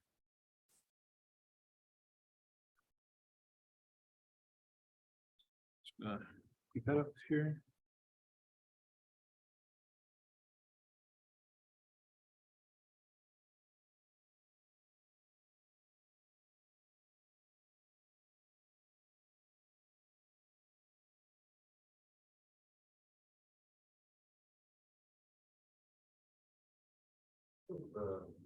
Text for installing. Yeah. So to pull up Python.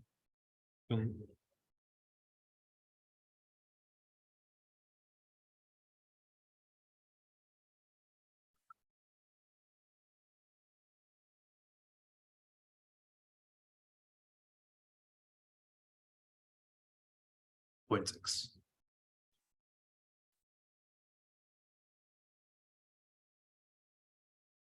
And then installing HTC is with this bit here.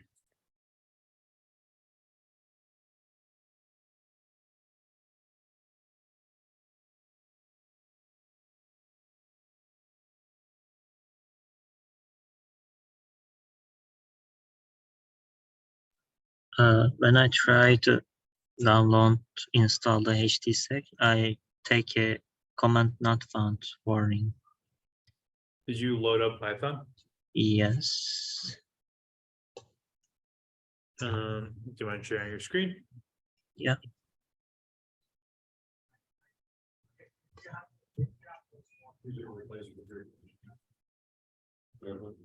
Yeah.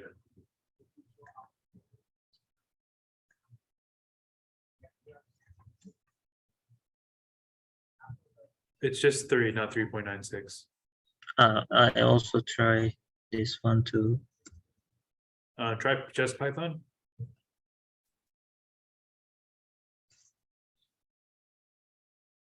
Okay, just Python.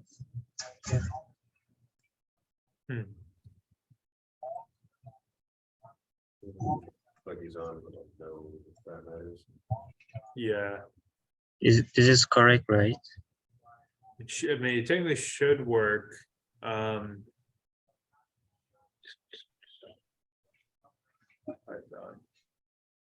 Type module avail. I should just type Python now. Python enter. Just Python. No. Just not module, just Python. Okay.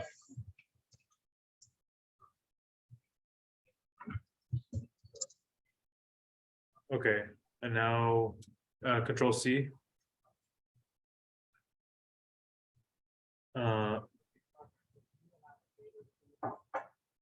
Control Z, sorry. Okay.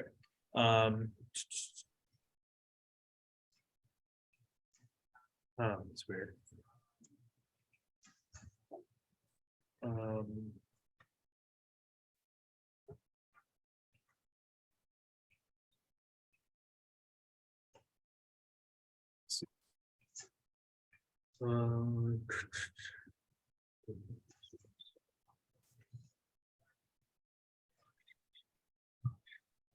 Do you want to take control of your screen? Yeah, of course.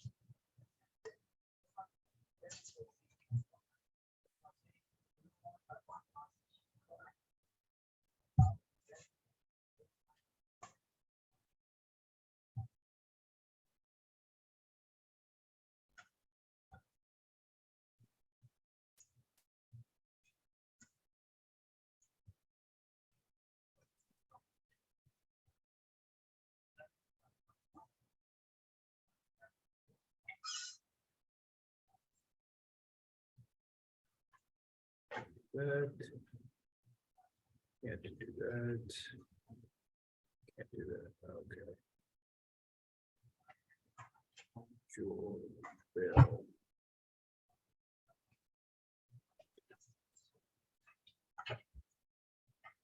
Oh, it's your eye. Your eye character isn't an English eye character. Yeah. Yeah. So then you have to change your keyboard back in some way. Oh, really? Yeah. Okay. Okay, yes, correct. Yeah, that's all. I think after that it should, because yeah. Yeah, I will try it. Okay, yeah, try that. Okay, thank you. Well, getting a could not retrieve index file. Okay, 1 second.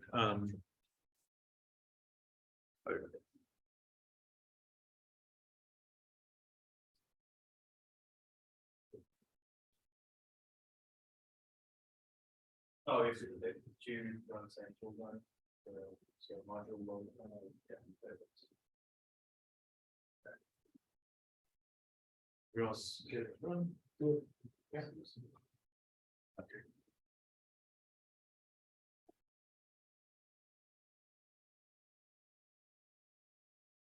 Oh.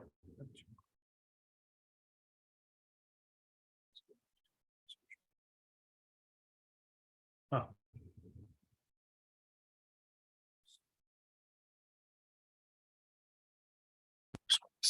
This shit.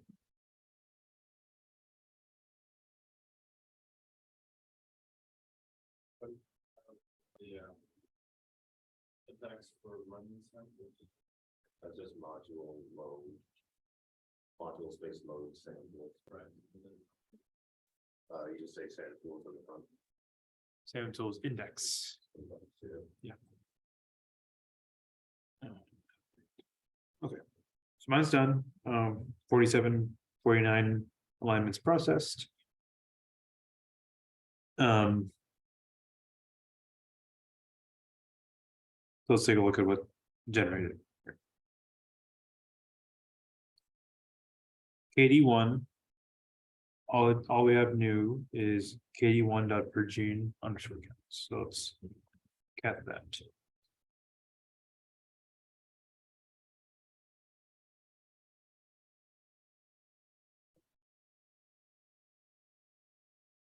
Okay.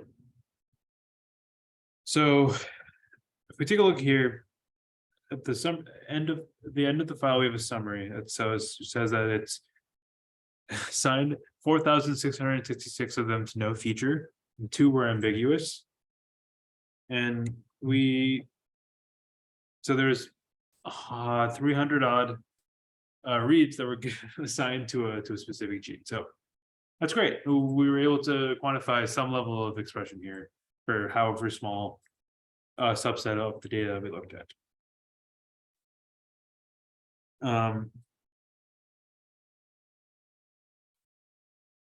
Okay, so let's take a look at, let's sort of,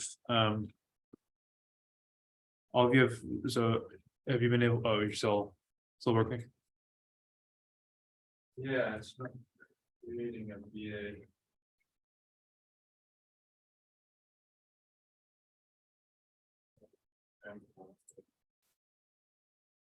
Oh, if it's actually a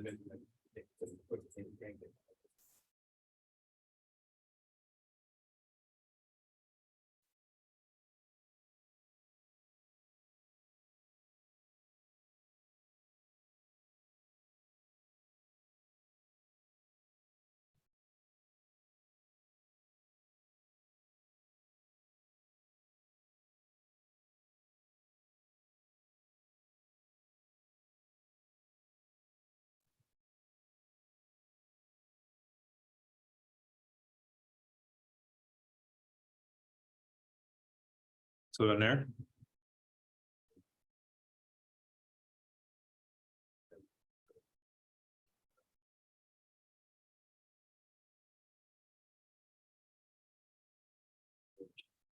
Oh, yeah, and that's, so it should be the one that you have though, right? It's the. Yeah, it's also 43, right, so. Whatever you used earlier. That's.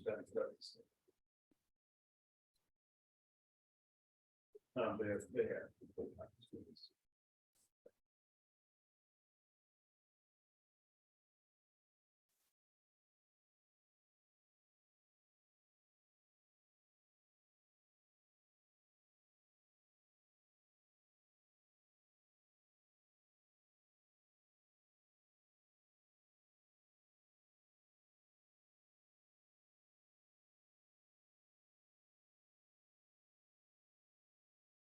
Oh, yeah, just make sure that that's the right amount.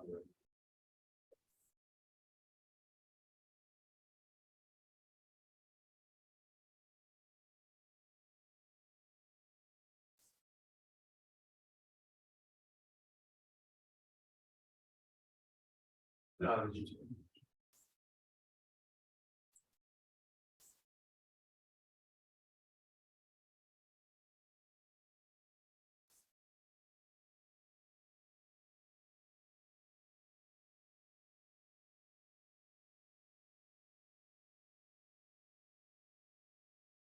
It's the way the stick was doing this.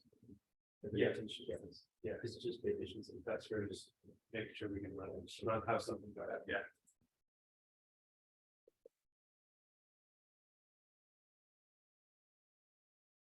And okay, good. Okay, so sort of to read the entire per gene counts file and make it ready for whatever kind of analysis we're going to run on it. So now we're gonna head to R to read this in. So R, there's a bunch of different loads for R here that exist for exists on Hoffman. So as you can see, there's the default is R 4.2.2, but this is what we're interested in, R/4.2.2 -bio. The reason being is that this is a build of R that Hoffman provides you that has a lot of bioinformatics software pre-installed. So if we load that up,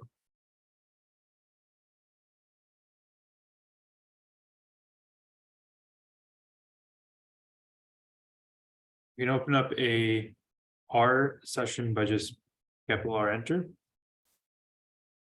Now we're in R. So let's take a moment here so that you're up to speed back there. Yeah, it's still not like process. Yeah. But I'm popping down these commands like. Catch up. Got it. So just quick primer on R. So R is a package-based sort of statistical tool, I would say. But there's a whole machinery in R called bioconductor.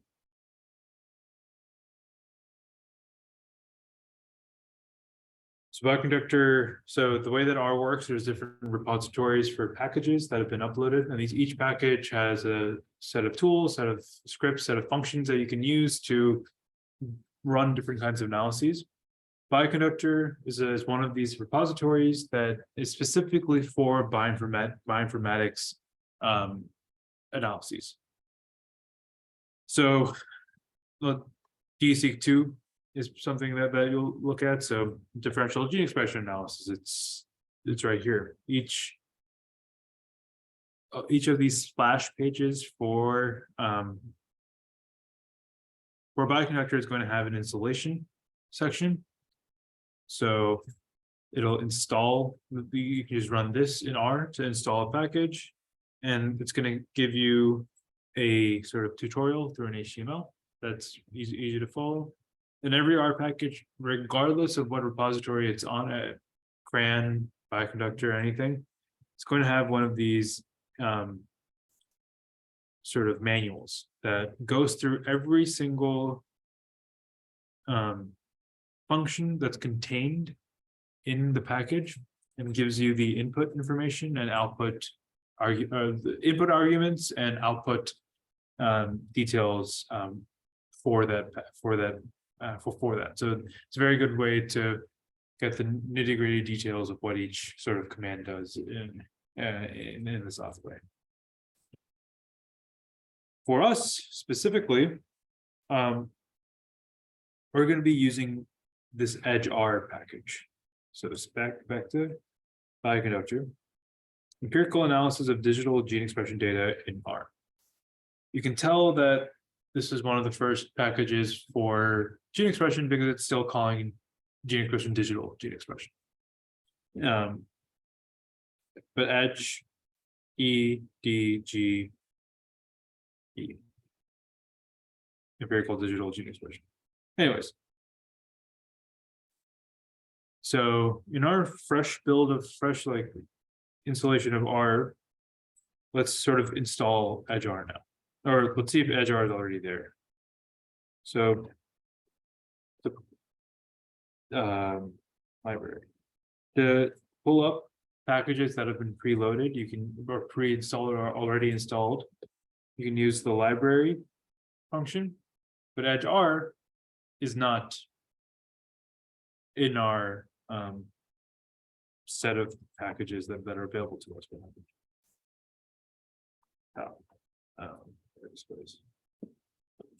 Okay.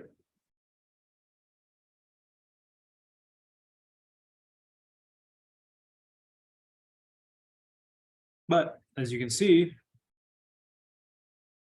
the package manager for Bioconductor is already in this r/4.2.2-bio build, which means we can straight start installing packages from Bioconductor. So when you run this command here, it's going to ask you if you would like to use a personal library. That's a yes, because you can't overwrite the Hoffman build for different packages. But for your specific username, you can have a sort of folder that R pulls installed packages from, and you're just saying yes to that. And this is the sort of default location that it saves its packages. And now we're installing Edge R in R.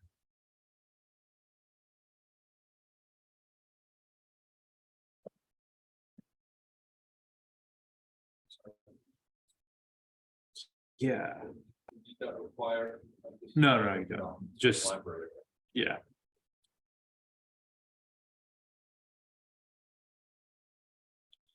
And all that is just right here in the if you just search Edge R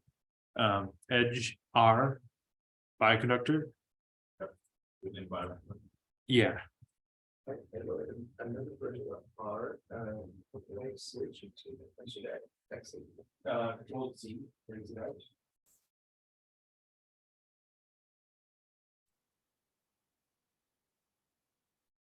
Now go more.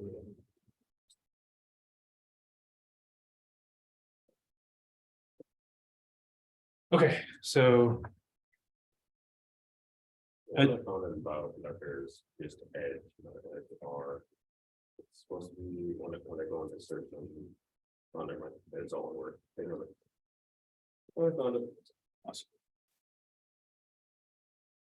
If you go Edge space R, you only get Edge. It doesn't even give you options for Edge R. I got an error in loading in space. In fact, there's probably the You have the 400-dash-5. No.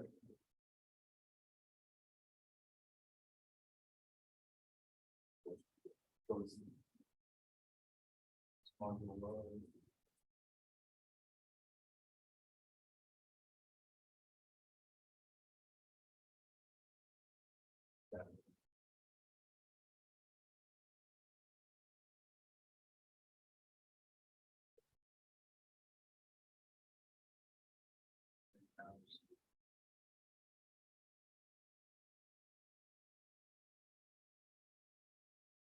Yeah, so yes to all that, that's just telling R that it's allowed to install packages to.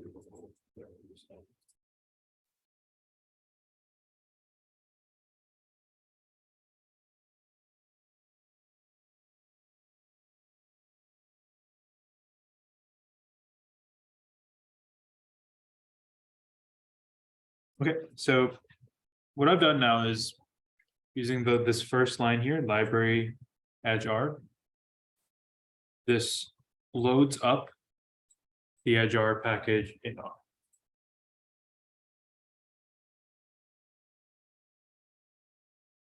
So this. Okay. So the way I'm writing this R code here, this is for a couple of samples. We're only going to be doing it for KD1 because we've only aligned and counted up KD1 now.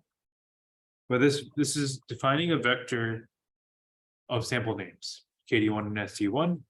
And based off of that vector, we're defining another vector of file names, which for us is just KD1 dot per gene underscore counts. And then using this read DGE function here, we can save a data frame of counts and give each sample a label that's just its sample name. So if we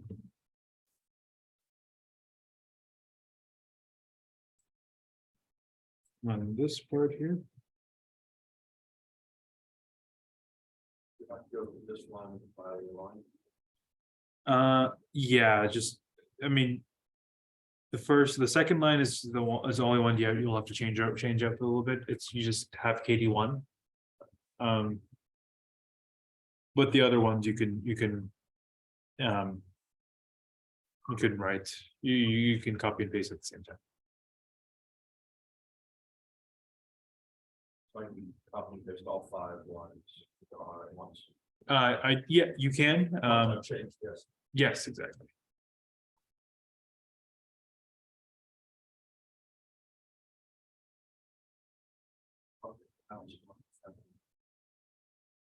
Are you in the folder where you're? I'm still on. No.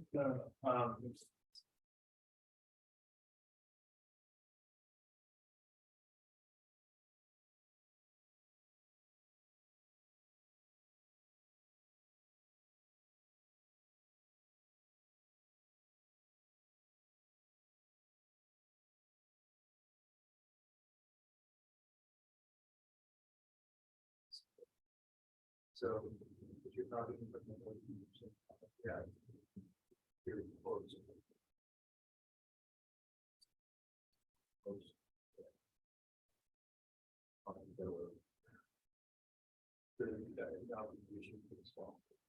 So, just put it in. Yeah. Yes. All you have to do is library. So it's installed, but it's unloaded into your session. That's still in the local. It's in your yeah, the package is installed, but it's not loaded up into your session. Okay, so the same way it works for other software, right? So the star, it's installed somewhere, but it's not loaded up in your session. So we're doing the same thing in R. We're installing a jar, then loading it up. We install it using BIOC manager. It's different from different accounts of the. What's that? But each accounts. Yeah. I sell. Yeah. So it's not different from R or the the underscores, Mhm. it's shared by the module. Yeah, no. This is specific to your username. Okay, so I've run these 4 lines down. First 4 lines. And if you, jeez. If you take a look at what this is, I just typed out counts and pressed enter, which hopefully I can show a little bit, please.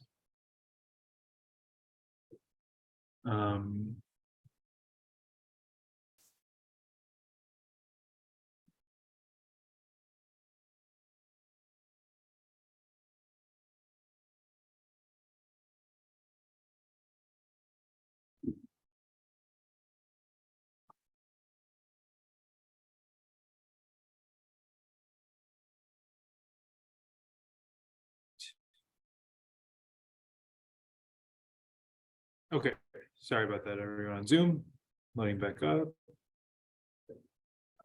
Okay, so what I just did now is type dot counts. Press enter. This shows you what the contents of this variable is. It's an object of class DGE list, so it's a list, and it has 2 containers, 2 elements. The first element is named samples. And this is what it is. It's KD1. The file is kd1.pergene_counts. It's in group 1. It has a library size of 4749, and the normalization factor is 1. So this is when we start talking about these TPMs and TPMs, these scaling and normalization factors for gene expression.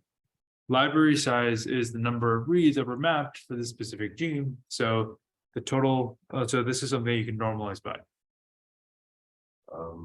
My output gave me that read edge. Yeah. And not find that function, but I have to install it. It's read DGE. Read DGE, it says that could not find function. Did you load up Ajar? Yeah.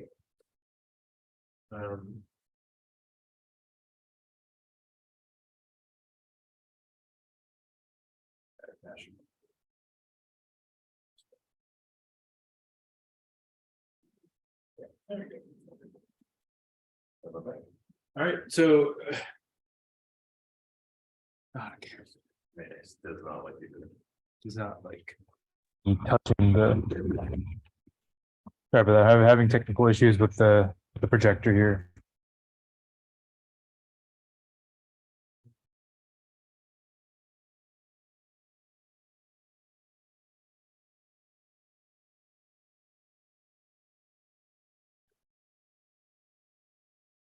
Okay. And the second object here is this counts object. And as you can see, it's exactly what we see in the file. The per gene underscore counts file, where we have a column for the gene IDs in ensemble format. And then the second column is the KD1 column that sort of tells us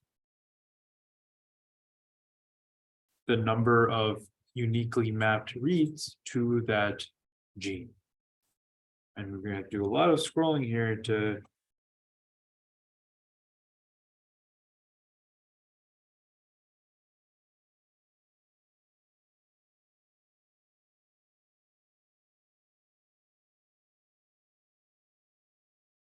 and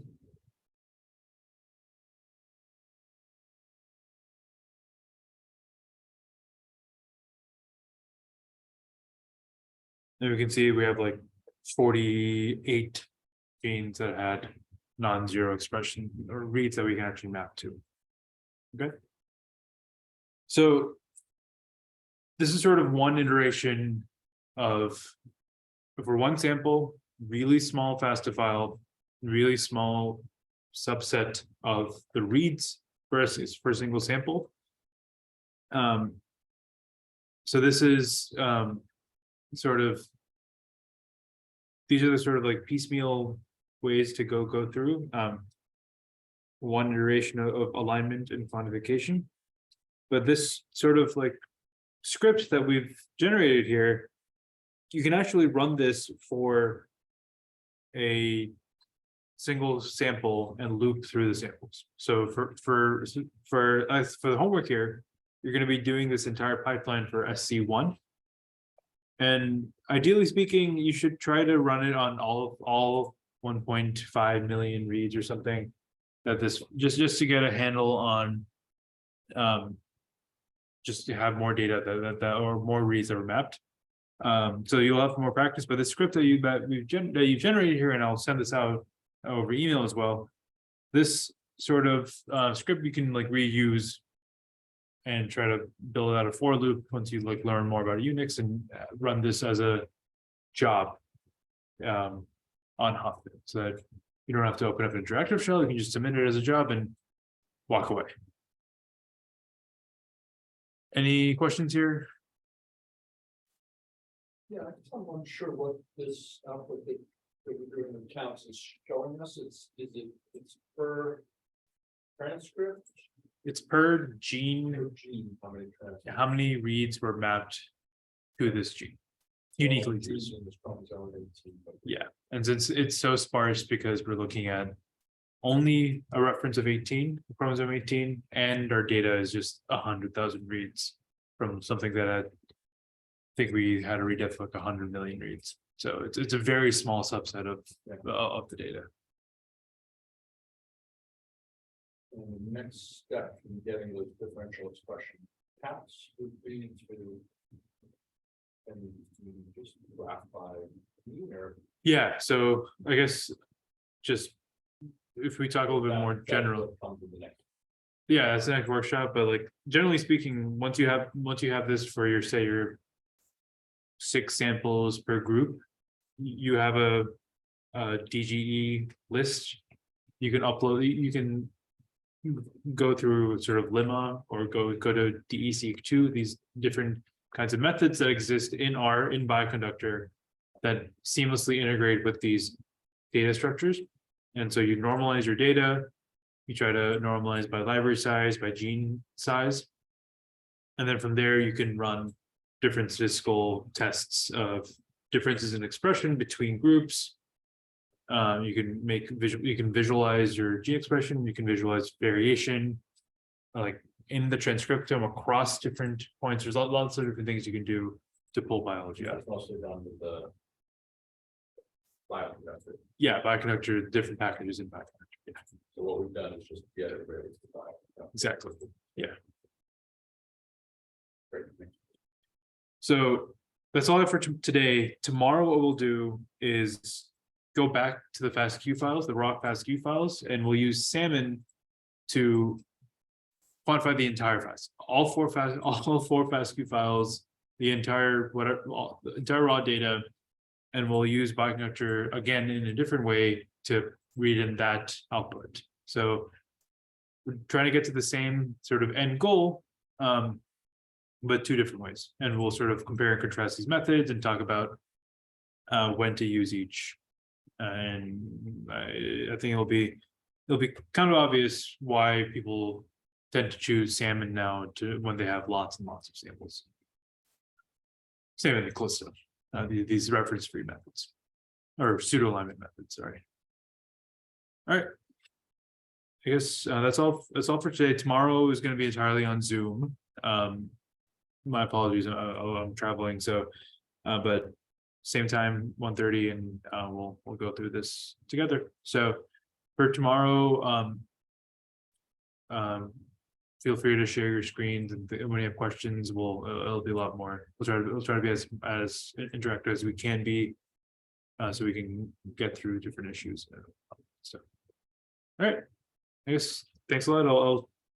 I'll see you all tomorrow. Before left, can I ask again? Sorry, a question. Yeah. Go ahead. When I try to run HR, I encounter another problem and say that unexpected token. Unexpected what? Token.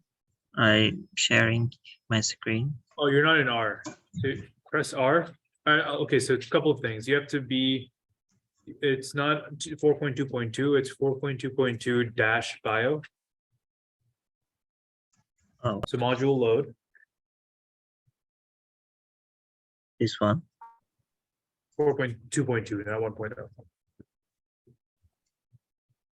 Yeah, Okay. and then press capital R.